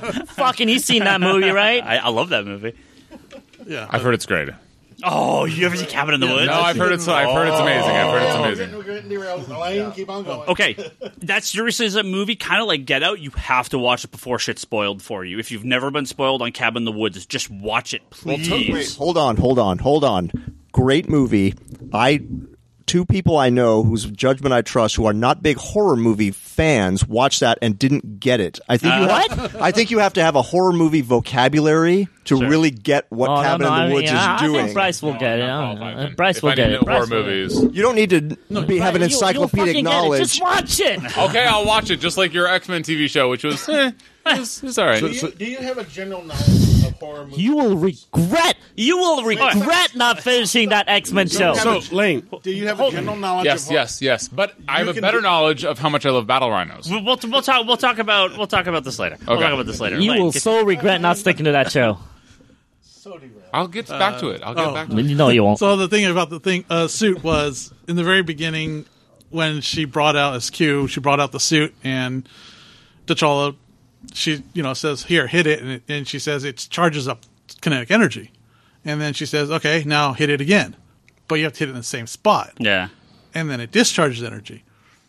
So why my confusion is, and throughout the rest of the movie, he's always charging, but he's never discharging from the same spot. No, what he does is no, doing the no, whole no, body. because He's doing the He whole does suit. Super Saiyan like, brah, like Yeah. No, first. she's still testing it. It's still in the R&D phase at that point. There's a scene at the end. Just like they have the car thing that she says it can be improved upon. She goes and she improves upon it by the time he actually wears it. In the next 3 years. While she's Higgins waiting is- for I his don't know spine what to Higgins is doing. for his spine to heal. Yeah, See how Lane you guys pointed out spine. at the very end when he's down on the ground and all those guys are beating him. He's like, wouldn't a second beat just explode them back? And I'm like, oh yeah, should have. No, it charges until he wants it to. Just like the fucking awesome car thing when he explodes the car. That was fucking so cool. So I actually hate the cars. Oh This- my Hey, god, it was speaking so of good. this had a little Captain bit of. America's shield, if he hits something, shouldn't it just absorb shit then? It does. So does it ever hurt people then? His shield? Yeah. Like he No. stood there with the Hulk. The costume tech is different than his shield. The shield just the shield absorbs is fake. shit. It doesn't necessarily give it back. Although you know who could invent that shit is Shuri. No, in the comics, when his shield was made of vibranium in the various times where it has and hasn't, but when it has, he's been able to absorb a huge amount of impact with that thing. I don't think he ever. But shouldn't it go both ways? I don't think he ever. But it does when Thor's hammer hits it. Yeah, Yeah, it it does. does. Yeah. No, that's a repercussion of Thor's strike. Turn it to tuck into the mic. That's a repercussion of Thor's strike. But It has nothing to do with him discharging anything. Well, Oh no, I'm not saying he's discharging he it. I'm returns just that. saying that the that effect force. of the vibration getting absorbed. Well, we don't even level know. the force. We're way all right. So So we're way off does topic. the shield just But I can absorb actually everything? talk. I can actually tell you about this. The vibranium, the way the vibranium works is Hold that. on. I'm just going In to the agree. movies- I just you No, win. Jim. In the movies, is his shield made out of vibranium? Yes. Have they said that? Yes. In the movies? Yes. Okay, because I don't remember that. Yes. I'm very pretty sure they have to. first Captain America. First They say Avenger. vibranium? It's made out of solid vibranium. That Okay. was all they had at the time. Okay. How the hell did they get vibranium? Oh, Ulysses Claw obviously fucking told them. Yeah, did they buy it from Claw? That motherfucker doesn't age in the they bought fucking it from Marvel Claw back universe, in the all right? 30s. Totally get No, it's the killed. opening where the meteorite hits and goes into Wakanda. You are going to have shards that are going It's to like break kryptonite, off. just naturally. goes a little It's everywhere. going to go everywhere. So they bought it from Claw in the 1930s. Yeah, makes There's sense. all sorts of different colored vibranium. Doesn't age. This was only 3 years ago, right? He didn't age in that 40 years in the beginning of the movie, man. It was the same dude. Yeah. So sorry. Have you guys seen the his picture shield? of, His shield. of Cap and T'Challa at the end of Civil War, and then at the end of Infinity War, they got beer. Oh yeah. The deal with vibranium with the shield is whenever it strikes, whereas other things lose momentum once they hit something and ricochet off, the vibranium doesn't. It actually keeps the same force and same momentum. That's why Captain America can ricochet his shield everywhere, Yep. and it not lose momentum and still come back to him after much practice. After a lot of practice. Okay, I like it. I only have a little practice, Yeah, so I'm not qualified. Can I practice? I want to use is Lane Charlie done? Shield. Lane Can done? I practice Charlie Shield? I don't think PVC plastic has the same thing, but okay.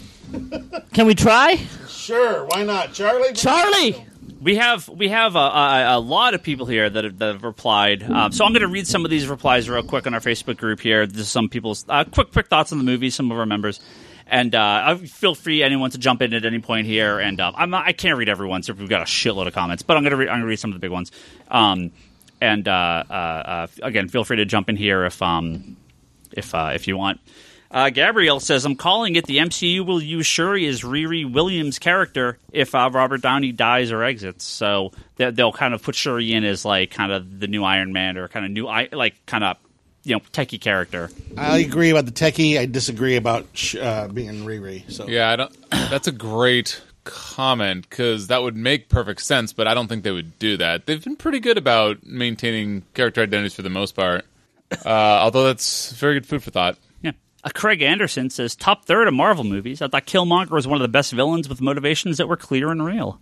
Yeah, he's Again, right. Toby, most people agree with you, so don't listen to me. It is funny that you get so bent out of shape about Higgins' opinion when he's wrong 100% of the time.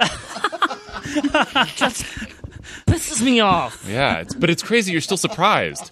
I mean, you've been on this podcast for at least as long as Toby, Killmonger is no Steppenwolf. Oh my God! You literally took the words out of my mouth. Okay, I was literally about to say that. I had it. I was joking. I was waiting for you to finish your sentence, and I was going to go, but Toby, Killmonger's no Steppenwolf. Okay, there you go. Think about it, dude. Seriously, you like Steppenwolf. Why are you so bent out of shape? Steppenwolf is. You're so angry. Here's the thing. Oh my God! Most of the villains in Steppenwolf right now? Oh my most God. of the 'Cause you villains can't. in most of the comic movies are not much. They're in the middle of kind of nothingness. pretty flat. There's some that For are the bad. audio listeners, Higgins is gesticulating with his hands, and he's like describing like the beautiful form of a woman right now. He There's really is. some that are bad, He really is. He's like, and there's he's some like, that come are on. good. These villains, they're like shaped like Now this. he's doing the Most- best Trump impression. Most are bad. Okay. Stop it like that. Some of them are rapists. Some of them are murderers. There's a couple good villains. These companies are not sending their best people to these movies. Right. They're sending their mandarins. First of all, I can't believe you went there. take it Amanda. easy with that joke. And second of all, Iron Man 3 was actually really good. That incorrect. Let's move on here. This is from Tim. He says it was fantastic, easily the best standalone movie next to Guardians 1 and Iron Man 1. Felt epic. Could have worked as a film outside the MCU, which I actually heard multiple people say that. Yeah. It did have its weakness in some of the villains and the pacing. He said 8 out of 10 for a film, but 9.5 out of 10 for a comic film. So if you're a comic guy, I also give it 9.5 out of 10, if not 10 out of 10, for like what this will do for movies going forward sociologically. Yeah, sure. Yeah, definitely. I mean, it's this is a bigger movie than a bunch of nerds sit around the table doing a podcast about it. Shit. Yeah. Yeah, well spotted. Yeah. Lucas says, I felt refreshing and nostalgic to watch this movie. Reminded me of how I felt watching Iron Man or Cap on the big screen for the first time all those years ago, which I agree with. I think it feels a lot like those movies. Well, it was definitely a part of the larger MCU. The weakest parts, in my opinion, were what connected it to it. Black Panther and all the other Wakandans were such interesting and nuanced characters that I always wanted to see more of them. Killmonger was fun to watch, and he's one of the best villains we've had.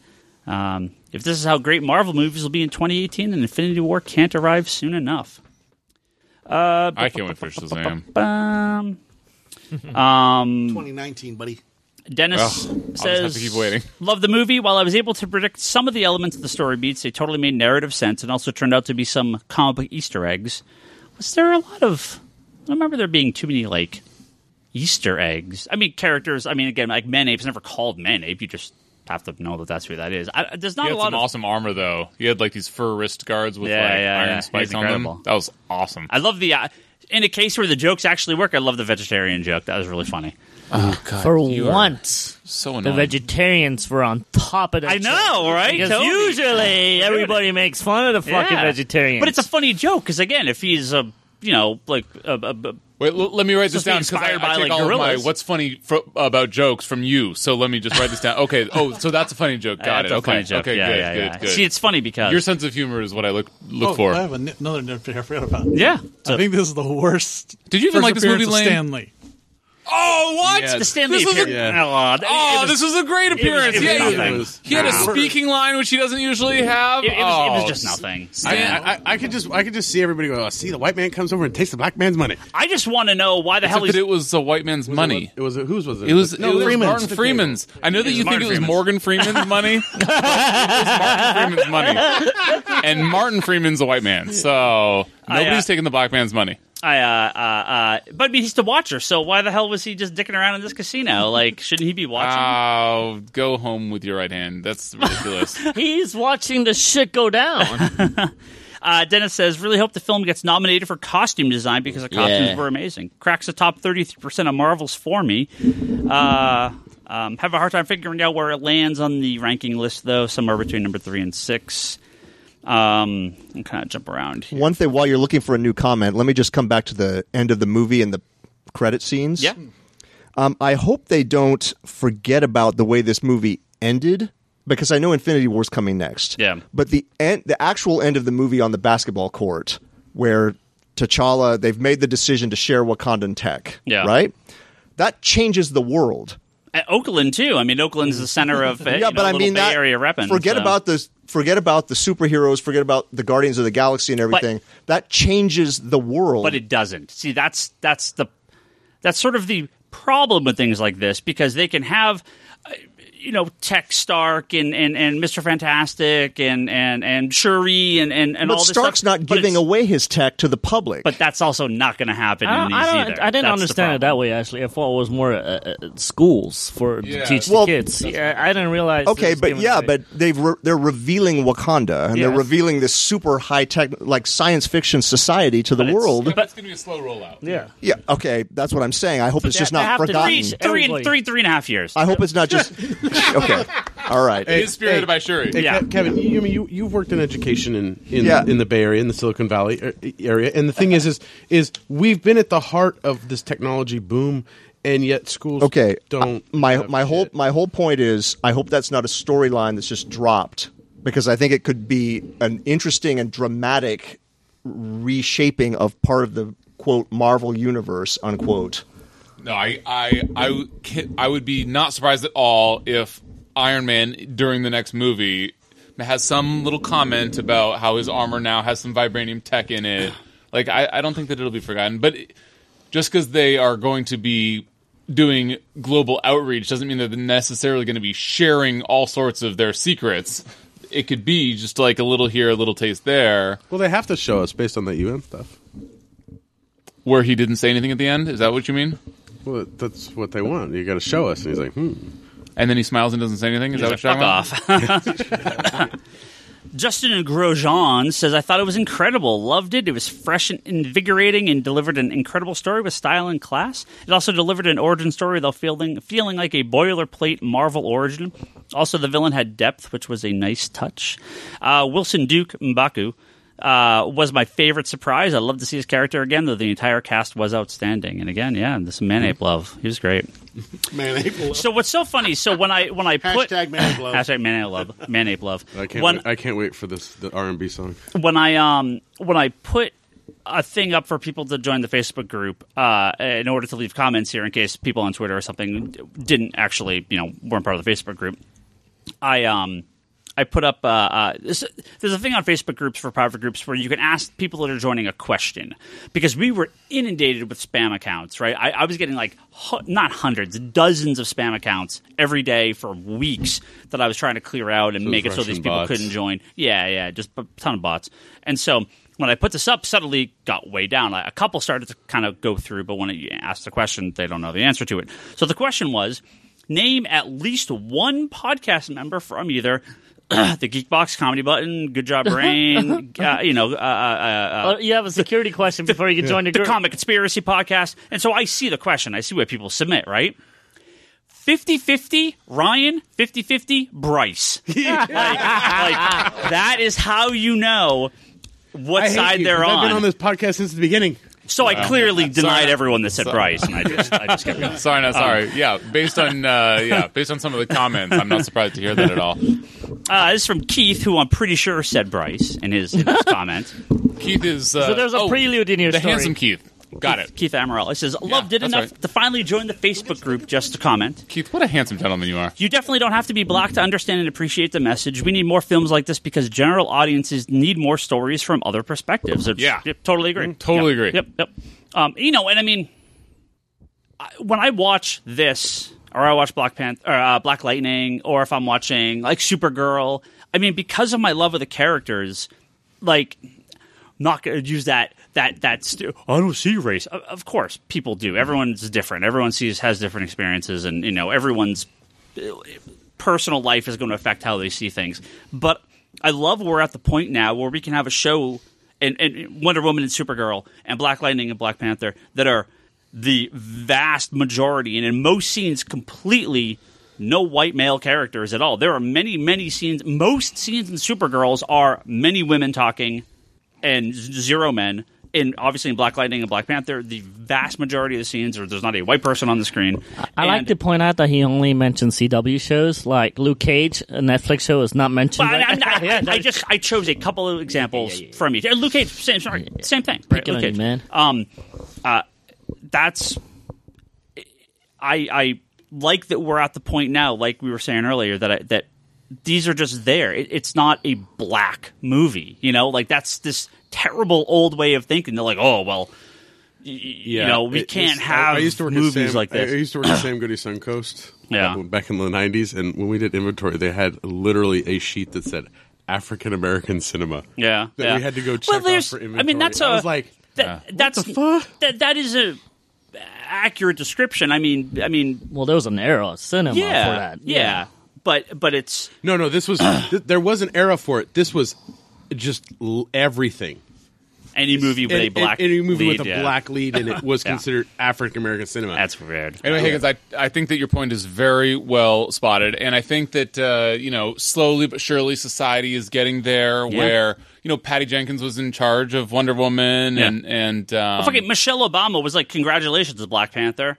Yeah. You guys did amazing. How often does something like that happen? You know, not that often. Ever. And so Yeah. and so I think that most things haven't changed, but I think that this is yet another good step towards positive change. Yeah, Toby, the rest of this is for you. I really liked what they did with Killmonger, coming at it from the POV of someone who knew Wakanda existed and did nothing while Africans were bought, sold, and systematically oppressed throughout history. He was evil, but his rage and passion for revolution That's came exactly what I meant to say. from a real place, a true product of his environment.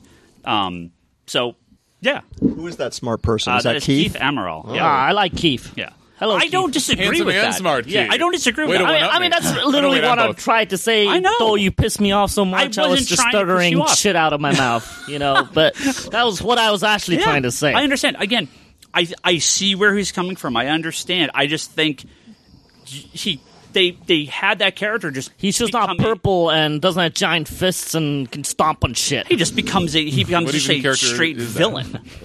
I think they should have pulled him back a bit. Anyway, go on to the next comment. Your little defensiveness over Toby's reaction to you is crazy right now. Well, no, I wanted Toby to. I wanted Toby to know. Toby's that, reaction to you is out of line. Yeah. You're out of line, sir. This You can't from handle the Jonathan. truth. He said, thought it was a good movie, not the best, a little too much hype. The villain was not that great. Great visuals, though. I wish the Panther would have kicked more ass instead of getting beat up the whole time. I liked it. I give it a 7.5 out of 10. So, Oh my god, he kicked so much ass though. He Okay, fucking review. destroyed a car. He beat a bunch of people in the jungle. The car chase scene was awesome. He sticks his hand into a tire to stop it. He gets beaten down and then does the little pulse wave explosion thing. He fucking takes down a battle rhino by himself by jumping on the horn, tilting it on its side, but see- and then slide tackling it into a helicopter But see, that's been Michonne- down. It is so cool. was it Michonne Michonne? that takes it out the best way? When just walks up and licks her? Yeah. Yeah. I just She can't remember. she doesn't take it down. I can't remember what character it is, but that's your vocabulary is wrong. as a peace-loving animal lover. That's the way you should take it. You don't want to throw that battle rhino. It doesn't know what it's doing. No, that battle rhino. No, that battle rhino's been trained. Have you know. seen those dogs that trained by the cops that fucking jump into the truck he knows who and Mama bite the arm is. off? The second coolest scene in all of the Lord of the Rings trilogies is when they all Legolas jump into bed. single-handedly takes down the woolly mammoth elephant thing with all of the orcs on top. The first best scene in that whole series is when he snowboards on the shield down the stairs. Hell yes. And kills Hell yeah. 17,000 orcs on his way down. Hell yes. 17,000. Yes, Hell it's yes. a lot. Legolas is a badass. I stood up and just slow clapped when that scene was over. Well, now that takes away from that scene a lot for me. Ben Hawks says it was a good movie with some clunky dialogue and so-so direction. My biggest issue is how quickly Panther is ready to start using lethal force on his own people at the end. That out of the way. It's right up there with Ragnarok for a fantastic, innovative art design. It handled a fairly large cast of characters extremely well and had a strong villain with believable motivation. Great cast with Latita Wright and Andy Serkis being particular standouts. I'm really hoping for a Shuri, Spider-Man, smartass, teen genius team-up in the Infinity movies. Well, I mean, he I does, got my one too. he does make a point there. Those are Wakandans flying those ships at the end And he just kills them all. that are being blown up. Yeah, They're not yeah. being disabled. Yeah, They're yeah. being blown up. So, Yeah. that is a point. Yeah. Well, he's no Batman in terms of his body count. Let me just say that. Just kidding. Armando says it was a really great movie, but not great. The acting, costumes, effects, and location shots were excellent. There was just something holding it back a little. The pacing was good, but I think the part that bothered me was how quickly Wakabi sided with Killmonger. Again, we talked about that. That was weird. All T'Challa had to do was tell him how he was working with Claw and how his how Killmonger was working with Claw and how his dad was the reason Claw got into Wakanda and his parents died. But still, a top 3/4 of the MCU movie for me. Top 3/4? That's Yeah. not being very picky. It's like, it's not one of the worst 4. Header It's like you with your X-Men lists. Oh, they're all great. Header says, Especially Maggot. as a female, these are some of the most inspiring women characters I have encountered. I wish this level of depth and complexity would be given to other female characters in comic-based movies. And I totally agree. I mean, yeah, no question. I mean, the women were mostly great in this movie. They were great. I mean, mostly they're all pretty. Yeah, like I said, I thought I like the setup with his girlfriend, but then she kind of doesn't do anything in the back half. I thought the setup of her being like, "I'm going to go out and fucking hunt these guys down," like the opening scene with her was awesome. They just kind of don't give her anything to do in the rest of the movie, though. That's my complaint with her. So, but like I said, Michonne, and I feel terrible that I keep not calling her by her real Scary name. clown still, right? Me? Yeah. Okay. Yeah. You coming over? Yeah. I'm gonna fuck you up tonight. That's weird. Nathan says, I feel like I'm the only person disappointed in this movie, although I still enjoyed it. The main problem I had with Black Panther not being my ideal version of Black Panther, it didn't get anything that indicated he was a master strategist, and that's what I love about him in the 1998 comic run, especially how he played Mephisto like a fiddle. We do have to talk. No. We do have to talk. No, we don't have to talk. Yes, we do. Go ahead. Yeah. Okay, so wait. I love it about comics. Hold on. Let me just say, it's a great time to bring up the comics. are you going to bring up comics? Yep. Okay, because I have not read any recent Black Panthers. What's recent? For you, yeah, that's a 21st century. Okay. But did you read the Christopher Priest stuff? No. Okay. I am not a fan of the Ta-Nehisi Coates run. I thought it started off incredibly boring and slow, and I did not go back to it. So I maybe it gets amazing. People love it. We don't sell too many here. I've heard good things. I will probably try to burn through the first couple trades now that we're, I think, 3-4 trades out.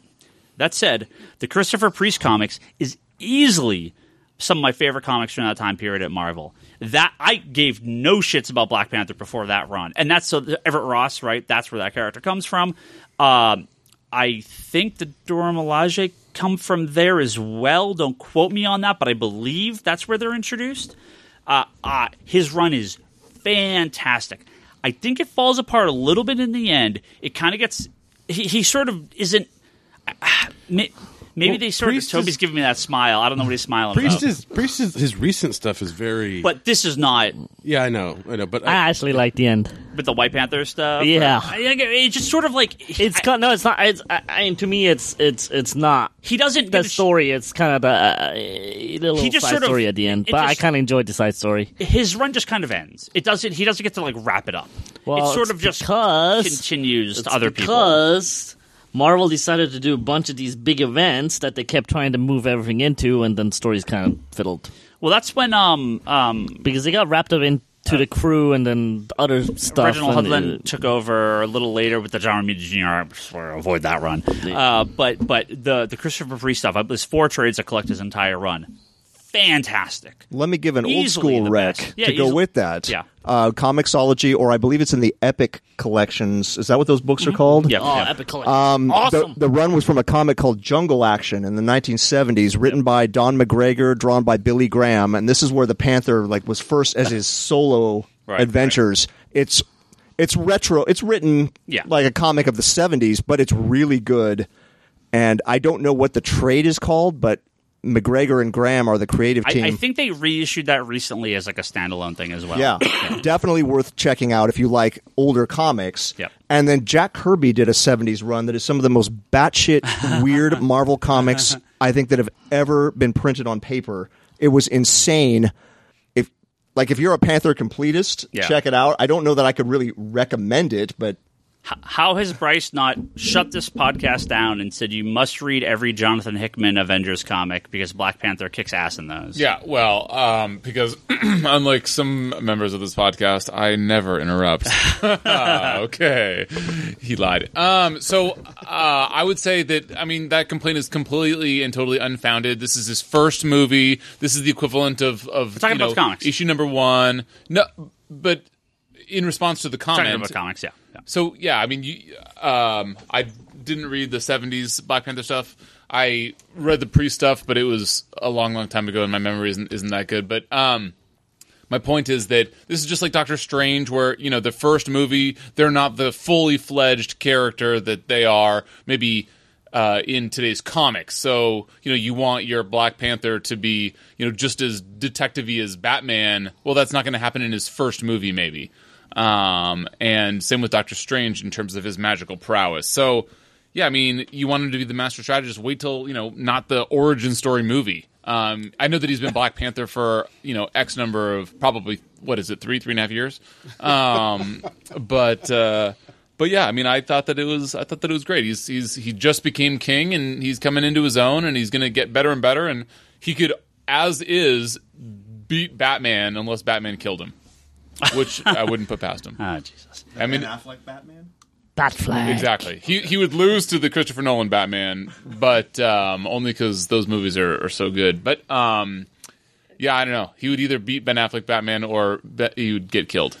Steve Garcia says Black Panther is the only other MCU film next to Captain America: Winter Soldier that I give an A+ to. It was fun, well paced, housed amazing performances, and hand down the best villain in the MCU, Michael B. Jordan's Killmonger. Oh God! Director Ryan Coogler completely knocked it out of the park. Oh, man, we got a lot of comments here. Yeah, I'll kind of skip around here a bit. Dominic says, because I had said, if you think this movie is good or in what some people are saying, the best Marvel MCU movie, let me know why. He said, the best? No, but it's top 5 for me easily. I like how believable the major characters' motivations for their actions were, and the repercussions of each felt natural. Didn't shy away from some delicate social issues and handled them intelligently and maturely. Yeah. The attention to detail and the accents costuming were really well done. They put a lot of work to this, and it showed. Yeah. Let's see. This is from Reginald. He says, I'm sorry. He copied this from another thread. He says, hands down my favorite Marvel movie to date. Beautifully shot, great cast, funny where it needed to be without trying to be a laugh factory, which I appreciate. That's I did really like how there were very few jokes, and there was funny. I think that the jokes very that they've funny had in the Marvel universe, I think that's well documented. That I have found them much more enjoyable, especially Ragnarok, which is so good. In direct contrast to some of the co-hosts on this podcast, but they didn't have that many jokes. Yeah, so they were all appreciative when they came. Yeah. Not only was it a great superhero movie, but it had real deep themes. The conflict between being true to tradition and trying to evolve, true to tradition and trying to evolve, or isolationism versus being part of the world I'm just reading this terribly. They were beautiful themes. Killmonger is one of the best MCU villains. Not only did Michael B. Jordan kill it, but in many aspects he was right. In Killmonger, you see the conflict that is so much a part of the African-American identity, a people born between two worlds and heritages, both African and American, yet at the same time, not really either. Sorry. I think comics are at their best when they can be allegories for important topics. Sucks it took Marvel so long to give us a movie like this, but I'm glad they knocked it out of the park. Best MCU movie ever. Well, couldn't it be argued that it took them this long to get an audience that would appreciate and sure. be able to get it past their committee? And I'm wondering. I said earlier, this movie kind of felt like a phase 1 movie to me, which is not an insult. I love those phase 1 movies, but if they pitched this in 2007, if this was a '90s movie, there would have been so many stereotypes, and it would have suffered as a result. And I don't. A lot of the talk about this movie, people are like, "What about Blade?" And I'm like, "Okay, Blade was great, but it wasn't a majority black cast. It was just Blade, right?" You have I still haven't seen any of the Blades. What? You only watch. What was it Blank Man? Yeah, there's Blank Man, and there's another Meteor Man. black Meteor super Man. media. But Those are those are jokes. Those are terrible. Those aren't. You don't want to hold those up as like what we should strive for. Black Panther is definitely what we should strive for. And yeah, maybe it just took till now, but I'm glad that this is finally changing. So yeah. But I'm going to kind of go through a few here. While you're looking for the next comment, Yeah, go for I it. can't believe that old boy from This Is Us was Green Arrow on Smallville. I never watched any Smallville, but it's crazy to see him walking around with this little Green Arrow costume. Is he He's the white good looking one as opposed to the black good looking Aquaman? one. Yeah, Aquaman. Yeah. Justin Hartley. See, I know him from this in a failed pilot, and you know him from Wait, this. he was also Aquaman? And you know him from this critically Aquaman acclaimed pilot show. that was never released. Yeah, I still haven't seen that pilot. I would love to see he was that at Heroes of Villains. Yeah. Just I do like him in This Is Us. yeah.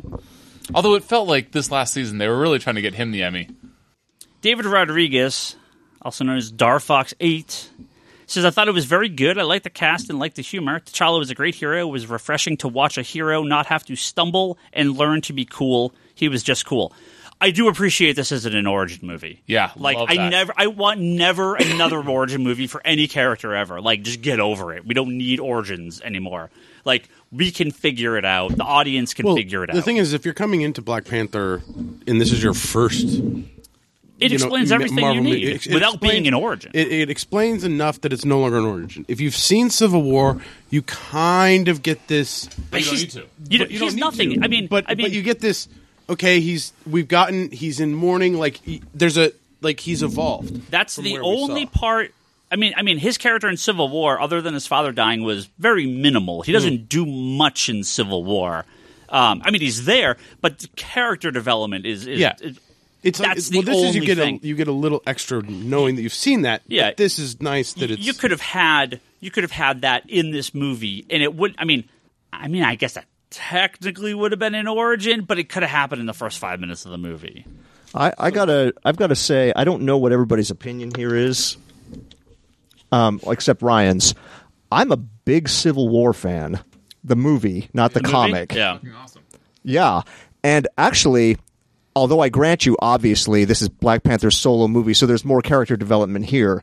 My favorite scene with the Black Panther is the end of Civil War with him and Zemo. I don't want to go into it too deeply for those who haven't seen it. I think that's a beautiful scene. Yeah. Well played by both of those actors. I love that scene. And to me, nothing in this movie reached me the way that scene did, even though this is obviously more Panther goodness. yeah. Was that because it was so much further and fewer between in that movie? Yeah, probably. Partly that. I mean, you get like, so little of it in Civil War, and it's a whole movie of it here. Yeah. It's just like, it's more of a reward, I guess it is. Same with Spider-Man in Civil War, I thought was great. And it was, obviously there's more of him in Homecoming, but it just, because there's more, it's less special in a way. Yeah. My wife keeps telling me that less is more, and I still don't get it. William says, I love this Ant-Man's movie. awesome. I love this movie. The casting and acting was great. The art direction and design is top notch. As an origin story, it did its job well. And we were just talking how it's not really an origin story, but it completely works as a standalone movie. My wife knows next to nothing about the MCU and has only seen Avengers and Iron Man previously and loved it. The story works on a basic plot level, and the deeper issues it addresses, like isolationism, African versus African American identity, systematic oppression, social responsibility, and colonialism, without ever feeling like he was lecturing the audience. Which also I agree. When I go to a superhero movie, I like seeing the big fights. I like, good social tones and everything like that, but that's not generally why I'm going to these movies. This movie did not. This is me talking now. This movie did not feel like it was beating me over the head with this stuff. Exactly what I was going to, the phrase I was going to use. I agree with, we're all pretty, for the most part, not looking at Jim, pretty super liberal around here. What the hell?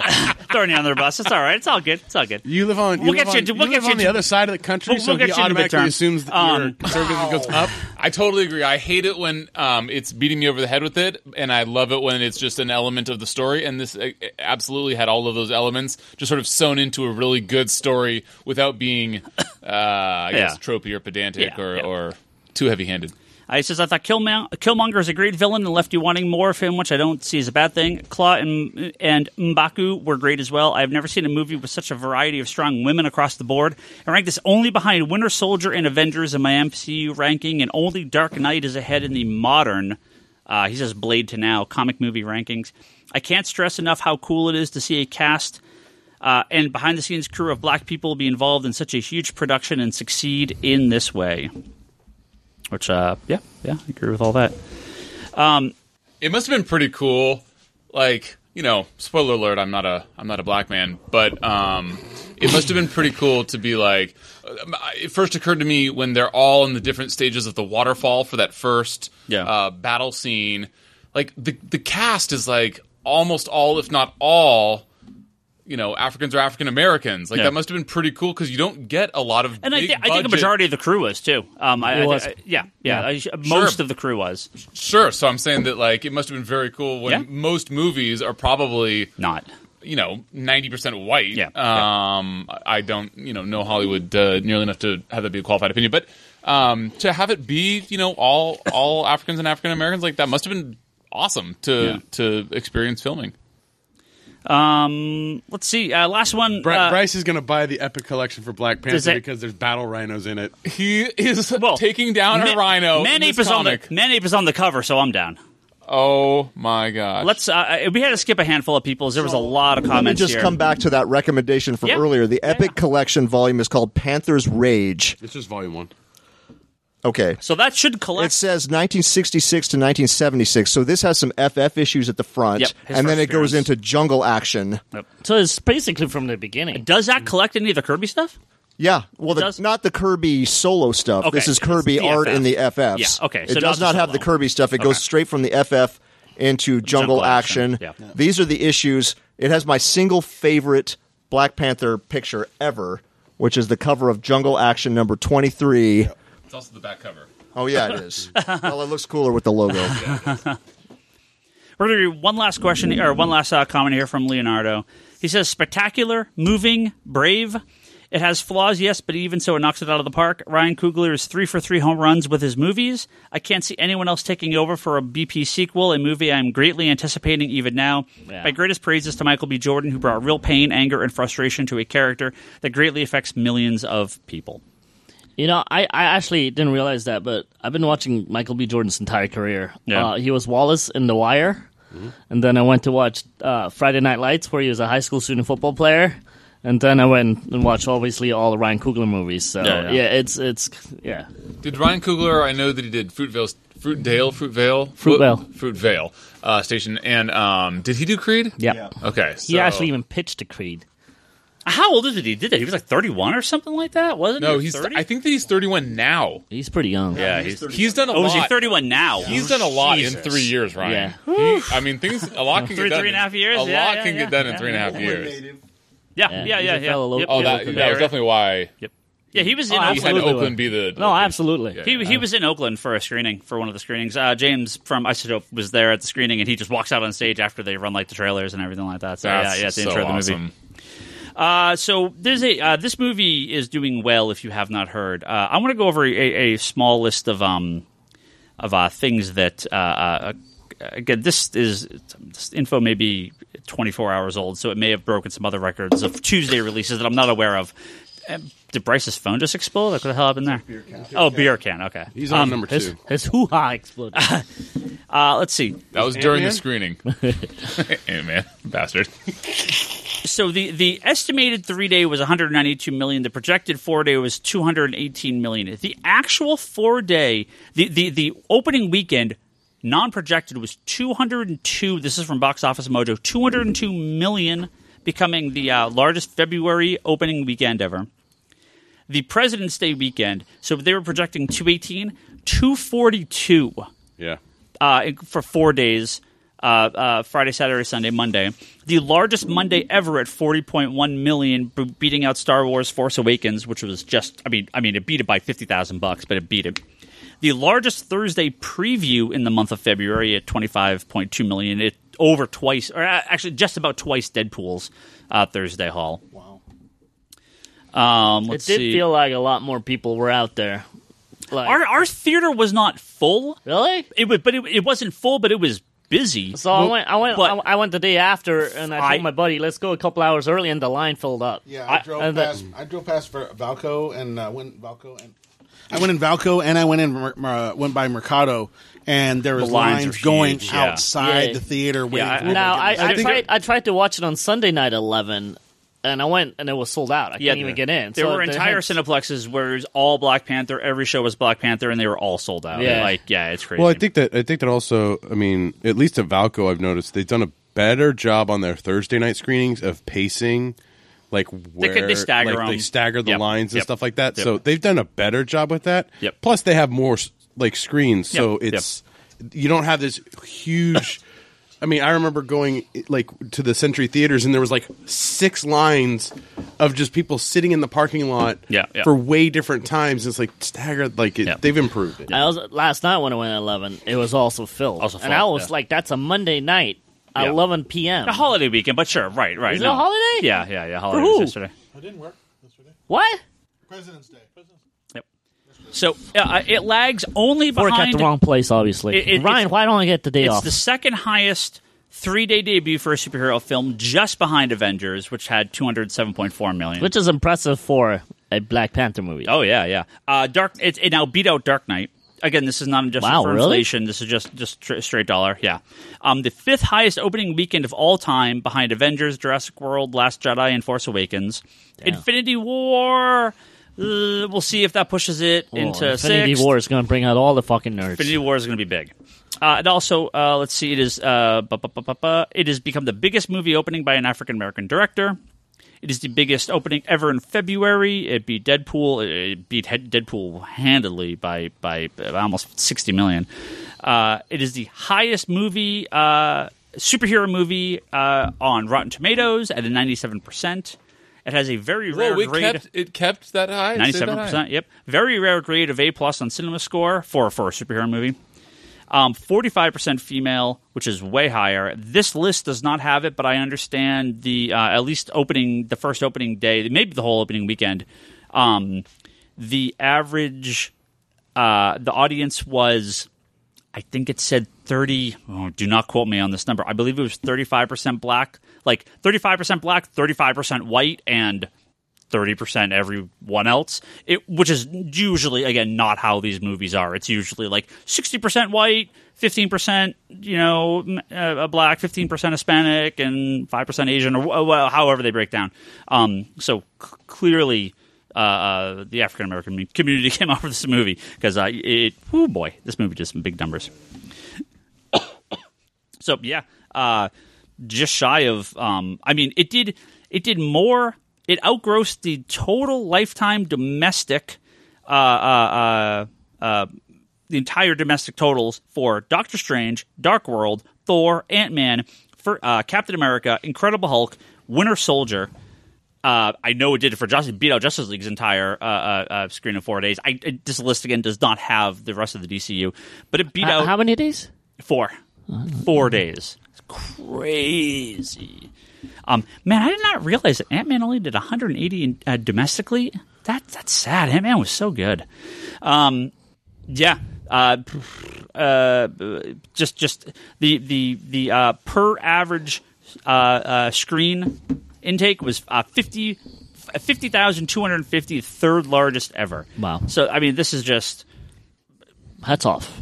Yeah, there's like this broke or came close to breaking nearly every record in the book. So what you're saying is those that haven't seen it. There's not many that haven't seen it. Well, I know people that, again, I knew people that were like, I want to go see it, but every show is sold out. I'll see it next weekend. Yeah. So I'm really, clearly the drop to week 2 is going to be big, but I expect this will do probably reasonably well week 2, just because how many people were not able to go see it. And it feels like a movie that people are going to go see 2-3 times, bring friends to. So it could have a little bit of that. I want to see it again. I had people seeking me out today at work going, oh my God, I know you saw it. What'd you think of it? And they saw it, and they finally saw it over the weekend as well, because they knew I saw it Thursday night. And they said, you're right. It was an amazing movie. I want to go see it again. I did go see it again. I saw it 2 times over the weekend. So yeah, it's got a really, really big following. It did outgross Last Jedi. So that's crazy that it beat Last Jedi in 4 days. So obviously, well, Last Jedi had its issues. I think a lot more people are interested in seeing this. I think Last Jedi. How many people saw Last Jedi twice opening weekend? Not as many as Force Awakens. Again, let's roll back around to our own kind of personal. Well, takes let's just stop for a moment and just take a breath about the amazing statement that you just, or the fact that you just read. A movie starring the Black Panther is more popular than a Star Wars movie. Yep. That's a cultural moment. Yeah. Because, everybody knows him now, but this was not an A-list comics character. He's been on the Avengers a couple of times. Yeah, but no. This is like Iron Man, except even crazier, right? Yeah, Like when Iron Man came out again, Iron Man is Marvel's most popular character now. He was like third-rate character for 40 years prior to that movie coming out. He wasn't quite third rate, but okay. He was not A-lister. He was definitely B. Okay, he wasn't the definitely X-Men. He wasn't Wolverine. He wasn't No. Spider-Man. Strong B. C. Even characters like Hulk had a cultural knowledge about these characters. Iron Man, like, nobody had heard of this character. So it's absolutely insane that the movie's as popular as it is. Well, I mean, I think it also represents how far the Marvel Cinematic Universe has come in 18 years. In 18 years, where 18. Is it 18? 10. 10 years. 10. 18. 3.5. 18 movies. Well, let's see. Blade was in 98, I No, believe. no. So. For Iron Man, they just did their big 10-year anniversary shot. But the thing is like it's built to this thing where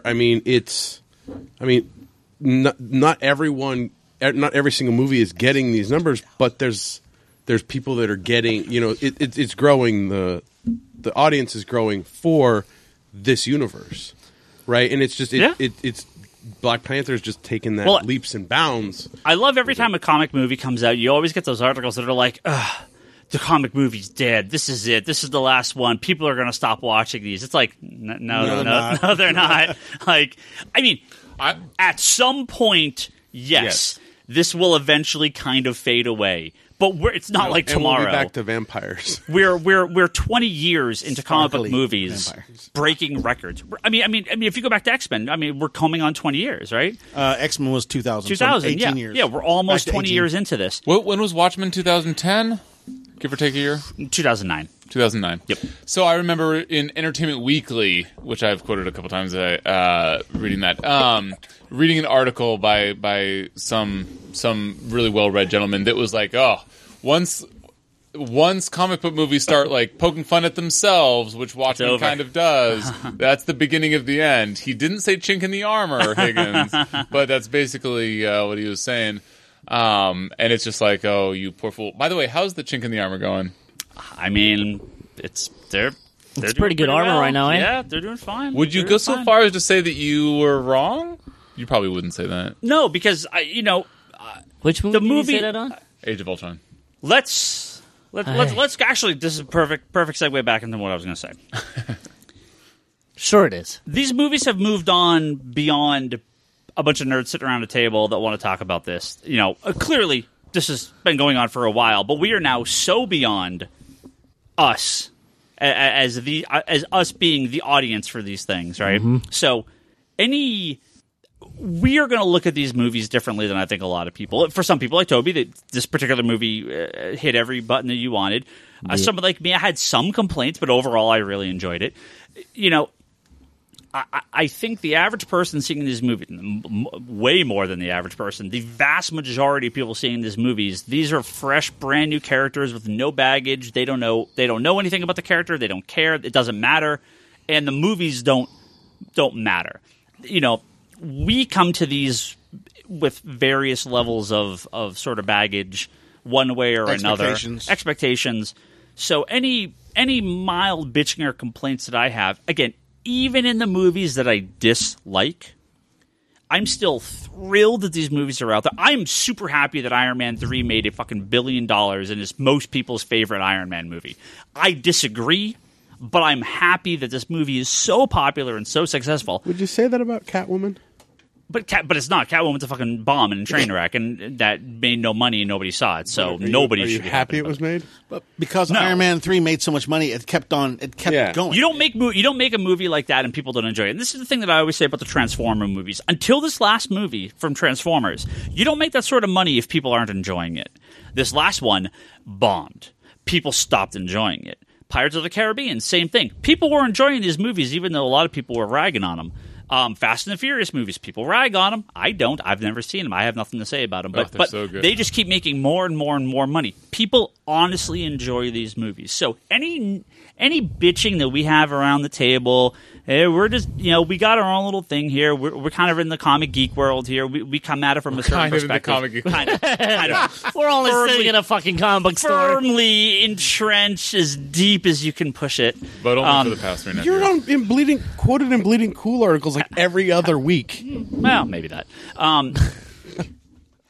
but I am. But I am. Even though we bitched about it, we still gave it a BB plus. Yeah. Minimum. Yeah. Minimum. A BB plus. A BB plus. B or B plus. BB-8.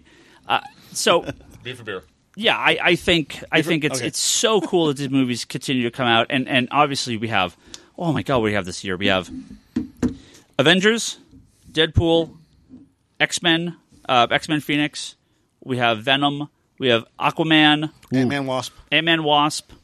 and we had Black Panther. So that's seven. That's 7 comic book movies of this year. Yeah. Can I say how much of a wasted thing it was for the Venom trailer not to have the symbiote talking? Venom. I don't even want to talk about the Venom No, trailer. but- talking. Oh, Yeah, the Bane voiceover Yeah, sounds yeah. like the symbiote talking. Yeah. And it just elevated that trailer to a whole new level, and I felt like it was such a waste of effort that they didn't do it. Yeah. They should have just done it that way. That Venom trailer is nothing. But you know what? but with the symbiote, We're all so going to go good. see it, and you know what? It's going to make a shitload of money, and you know what? It'll probably be all right. So whatever. Is it in the same universe as Spider-Man? Homecoming? Yeah. Supposedly, what's his name? Like, is Yeah. Tony Stark going to be second build? Tom Holland. No. Supposedly, Tom Holland was seen on set. Yeah. For a cameo. Yeah. Maybe he just went to sell low. Maybe he did. Most likely. He was probably wearing a Scarlet Spider sweater. Can you imagine too? the parallel universe where the No, he DC wasn't. universe got started first and no Marvel movies were made because they were like, this is fucking dumpster fire. Nobody's going to make superhero movies if this is the representation. Wait, did someone post that article about how was it Fox or Sony was able to buy all the Marvel characters for $25 million at one point?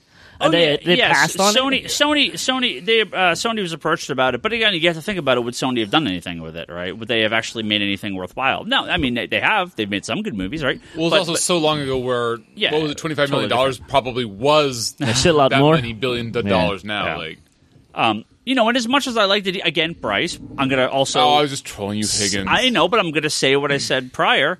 You don't make the money that BVS and Suicide Squad make if people aren't actually enjoying these movies. You don't make that type of. You don't That's right. make those you monies. do it because they think Marvel does great superhero movies. This is another superhero movie. It's probably going to be really good. Let's go see it. I will say though that I think less people have watched I'm Justice mostly League kidding.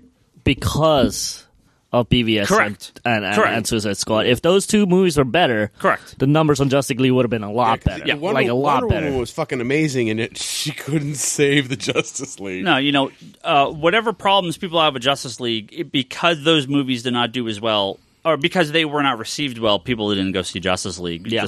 Despite Wonder Woman doing very well. But yeah, I mean, DC obviously DC is looking at their Cyborg movie now, going, "How the hell do we get Jordan Peele to direct this thing? Like, we have to do something. We have to do something." So, I think what they should do is concentrate on their big guns than making a Well, Cyborg DC movie. It's just Cyborg is such a less interesting character than the Black Panther. It's not like you just say, let's just make a black superhero movie now, and any will do just fine. I would be far more excited if they'd say they announced the Titans movie tomorrow instead Way of more complicated, though. You can't just, like... DC. Why not? Just do it. Well, DC, Warner Brothers just announced they just announced like a new vice president to the whole DC film thing, and So they're there for 6 months? And my tweet was, "Oh, cool, she'll be fired after 6 months." Yeah, Because did you talk about how Jeff Johns... If we talked about that? How he's gone? that was months ago. I know. Yeah, I forget if we talked about it on yeah, the yeah, podcast, though. yeah. So like, Warner Brothers has their own fucking problems. They got to figure out on their end. Who knows what the hell they're doing? But hopefully, I mean, again, I'm very excited for Aquaman. I hope it's really good, and hopefully they figured this shit out now. And but again, if Aquaman's good, people will go see Wonder Woman.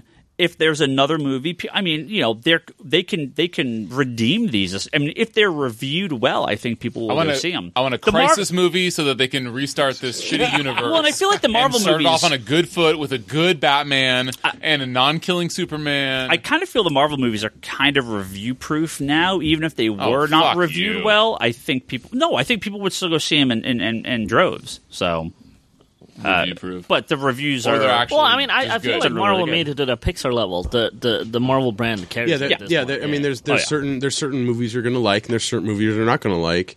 It's everyone's like, "Oh, Thor Ragnarok's the best." I'm like, not. It's like, I love this one or I love this one. And they've given people. And the thing is you have things where it's like you can like this one or you can like this one. Like, there's so many different styles and tastes that it's not going to be for everybody. But at least we have that palette of movies. Yeah, I think even if you generally are a person that you're like, superhero movies, they're all kind of the same, they're all kind of dumb.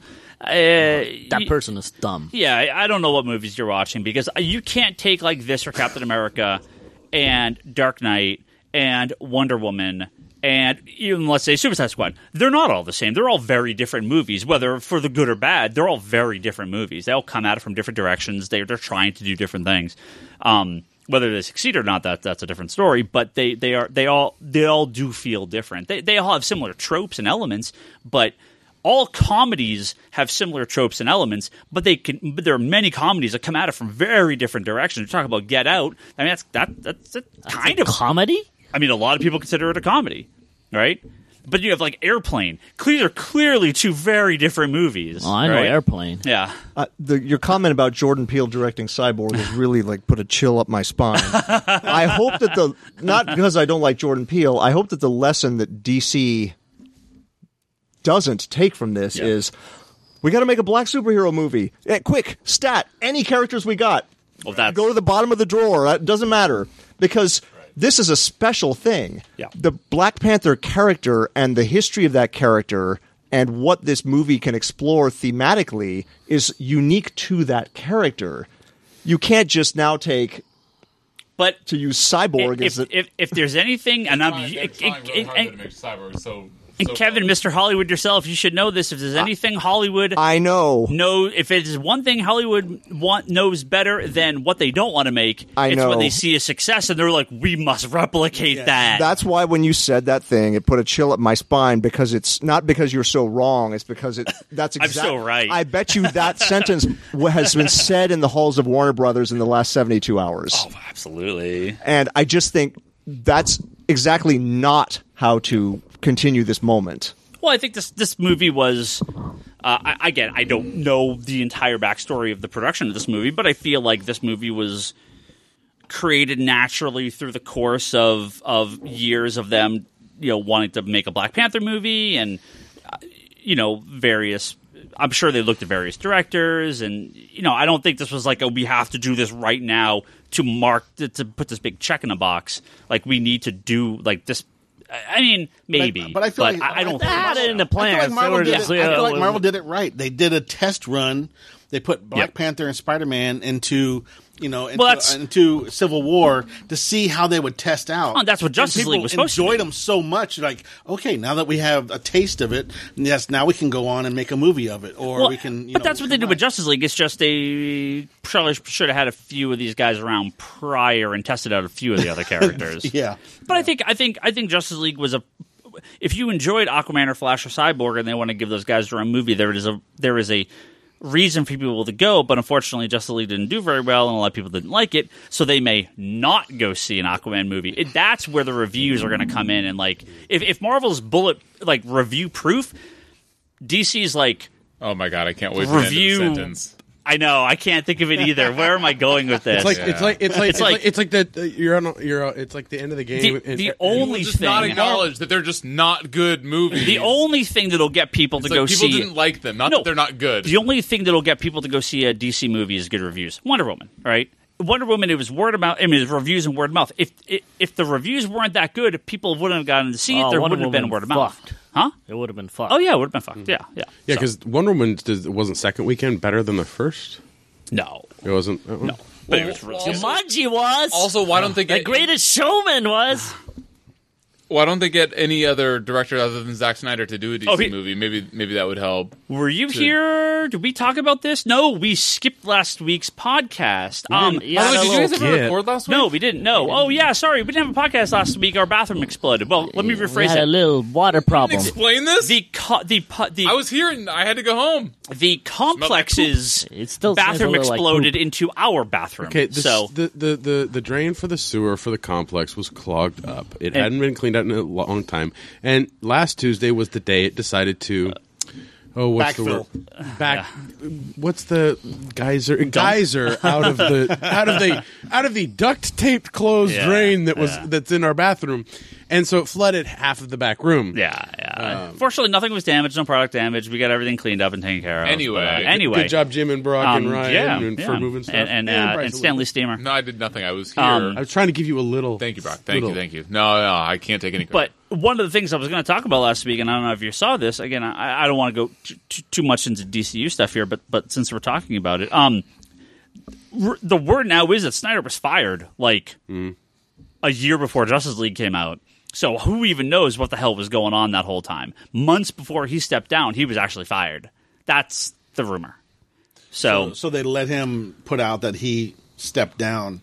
Well, rather than what are you talking about? He had a very publicly later but he had a very specific, traumatic, awful event that coincided with his stepping down. Right. That what what is that?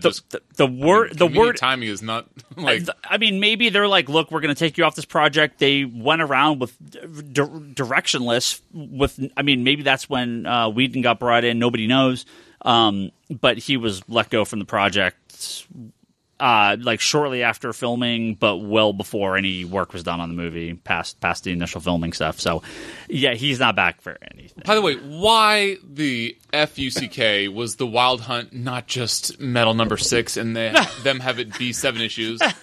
Like, it was absolutely just another issue of Metal. Yeah, they're all like that. This is the potpourri section of the show. For your listeners. Anybody just popcorns in with anything that comes to their head. Not everybody. Toby? Bryce? Any vomit? Bryce senses that the podcast is about to end, and he hasn't talked about X-Men Red yet, so he's Shut up! Shut up! My God. By the way, X-Men Red. X-Men Red. Let me talk to you about X-Men Red. That's a briefly. X-Men You save it for a briefly. By the way, why haven't you asked me to do it briefly recently? You haven't gotten here early because you enough. get here like 45 minutes late. So No. That happened today for reasons I cannot explain. Is explain. your first time listening to the podcast? I hope you enjoyed it. I'm very sorry. I hope you enjoyed Black Panther, though. We have 343 episodes of these, and about 18 Why are you of them sorry? good, If they didn't enjoy it, go to your other podcast. I'm joking. It's called self-deprecation. Got it.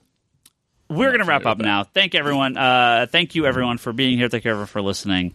Lane, thank you for standing for 2 hours. Really, this chair's in the back. You could just grab a chair. There's not really a chair. There's one. There's a rolling chair in the back. Chair. Just pull it up made here. noise Be on the comfortable. floor. Be comfortable. You're freaking me out. I will buy 2 more chairs from Costco.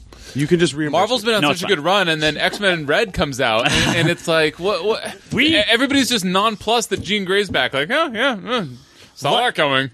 Like everyone on the internet, like all creators. For 10 years. Like all content creators on the internet, we have a Patreon. That's patreon.com/comic-conspiracy.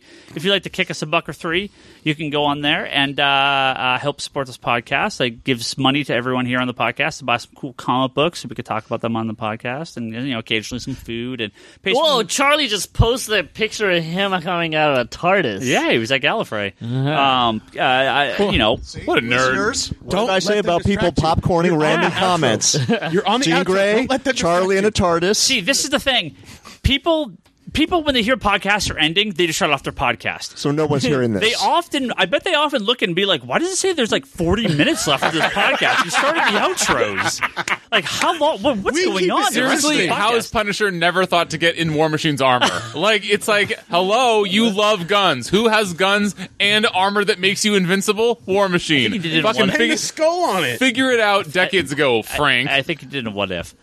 Actually, yeah. did they? Punisher was first in the War Machine, was first in Iron Man armor in a what if. You know who's a cool doppelganger villain? Oh my God! There was this Batman character called the Wraith, and it was like a brown-colored Batman whose parents were killed, but he became evil instead of good. When Reverse Flash is the villain of Flashpoint, are you going to be so frustrated? I love Reverse Flash. I just think we've gone to that. Headers and belts, I'd be really excited. We've gone to that well too often by this point. How bad are the Dark Knights in Metal when each of them is supposed to be Batman plus another Invincible Justice League member, and each of them is taken down by Flash solo or Cyborg solo in the Wild Hunt I'm talking about? And I haven't read it yet. It's my bad. It's a spoiler podcast. It's your own fault. Sorry. So the good guys win. God damn. Patreon.com/comic-conspiracy. Kick us a few bucks. We have to thank our good friends that are top tier backers on there. We get to no pants. Pardon me. We have to thank our good friend Albert Soy. Oh, he has Soy. an app called Cambi, C-A-M-B-I. He's been working I think with a he's bunch been of people. texting me lately. Yeah, he has, I need to yeah. respond to him. This app will allow you to pick up a gift, kind of prepaid cards for a bunch of independent places, including Comics Conspiracy. If you want to come here, we're helping them test it out. And, it's more kind of oriented for, like, food, boba places, Pearl tea places, stuff like that, restaurants. But Why are you looking at me, you racist fuck? Because you like that. Wow. See, Super aggressive, Toby. Toby. We like Pearl tea. I don't think these guys do. I love Bryce, Pearl tea. you might. You might. Yeah. Yeah, no. I know Brock doesn't. Trust me. Could have looked at Lane. Or Jim. Maybe he was looking at Jim because Hey, by the Jim's way- always into. Now, if it was a year-old Coors Light Hey, can we that talk about how... with some boba in it, you drink Okay, it. nobody cares about that. Can we talk about Infinity and Adam Warlock and Mike Allred's art? No. Wait. No, wait. No, you're right. Yeah, okay, thank you, Jim.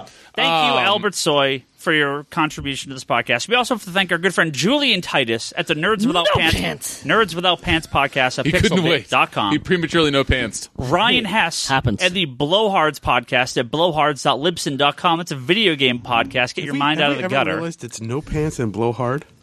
Video games, back in the 80s, you weren't supposed to, but you would blow into your cartridge to get the dust out. Don't do that. That's bad for your cartridge because you're getting spit in it. Really? But that's why it's called blowhards.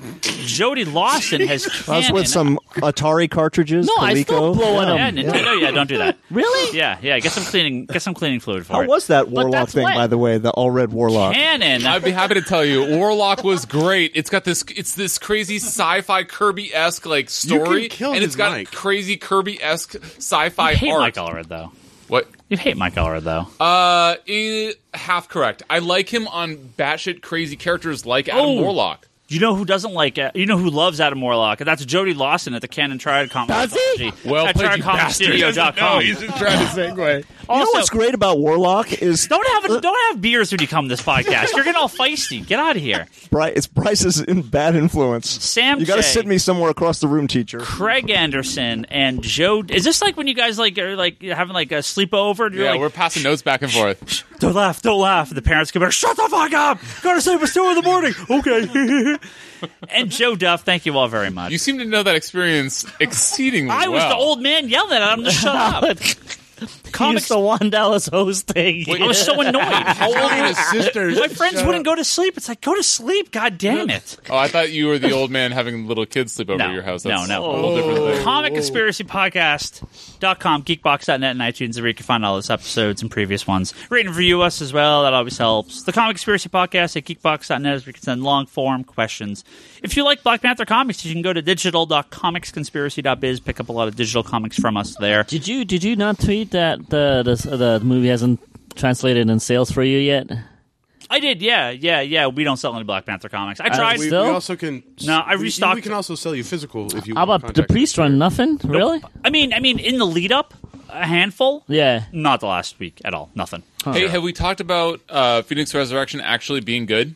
Because we should have, because Phoenix Resurrection was actually very good. Not as good as X-Men Gold, but better than X-Men Blue, and certainly better than X-Men Red. They were having a Black Panther and Avengers sale at digital.comicsconspiracy.biz where you can buy digital comics of cool Avengers comics featuring the Black Panther. I don't believe the actual Black Panther comics are on sale yet, but I'm sure they will be.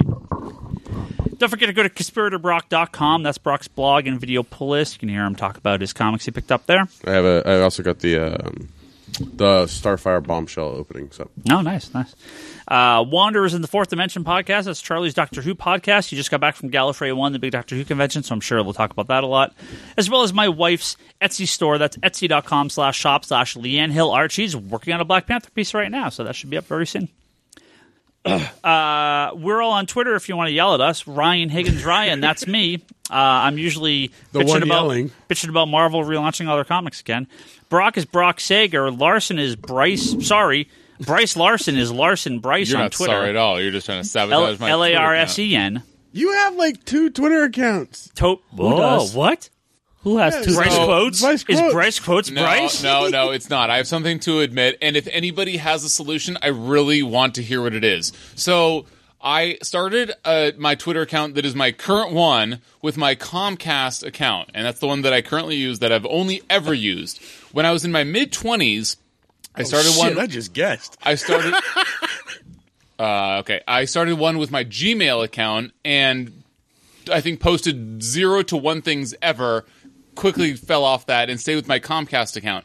I now can't switch my one that I actually use to my Gmail address because one exists, even though I've basically never ever Delete used that it. account. Well, if you delete I don't it. remember the password, and I can't sign back in, and I just want to merge it, and I want to change the email, and it won't let me change it, and there's no phone number to call in, and there's no helpline to Drive call to in. San Francisco and he'll yell at Jack from the front door. Just go do what all the protesters do and project something on the side of the window. Hey Jack, how do I change this password for my whole account I can't log into? So I would prefer to change it to my the ownership of it to my Gmail account because I literally don't have access to my Comcast one, so I can't do password recovery because I canceled my Comcast account, so I don't even have that anymore. You can change your password. You can change your email on a Twitter right, account. but I can't switch it to my Gmail because my Gmail can't log in. exists, Yeah. even though I don't use it, and I hate that it exists. Well, then go into the old one. Forget your password. Have it sent to your Gmail. Delete that. I can't send it to my Gmail because my Gmail, it exists as another account. Yeah, and then delete that account. No, you can't change it. Yeah, why so don't you log in the old one? Do the forgot password. Have it then sent to your Gmail account. No, it'll send Don't listen No, to I see don't what you're listen to saying. this. You're going to lose. Actually, you're going to lose both of your accounts. Go ahead, listen to this. You just want me to delete my Twitter account. Which my Toby's Twitter name shouldn't be like Bryce. It should be only Trolls Higgins. Is what my Toby Twitter is Toby XI. Hey, no, Super Sons is ending. Is this for real? Yeah. Why? Bendis. Toby is Toby Fuck XI. Bendis. Go back to Marvel. Charlie is Insanity and Chaos. Are you serious? Yeah, apparently. Well, I'm really struggling. Do we want him back? I'm not sure if we I want him back. believe something else is coming. What's his name? The writer. Tomasi said something else is happening. Super Sons and Sister? Maybe. The store is Comics Con Store. Jim is LD Exterminator. You don't use Twitter. Kevin Sharp is that Kevin Sharp. That Kevin Sharp? That's correct for those few who are still listening at And this point. you started a comics. Do you want to talk? I mean, is this public? Oh, You a wanna comics I got blog. something else. Yeah, let me build up the content a little more, and then I'll post about it in the Facebook group. Hey, you do some comic writing? Yeah.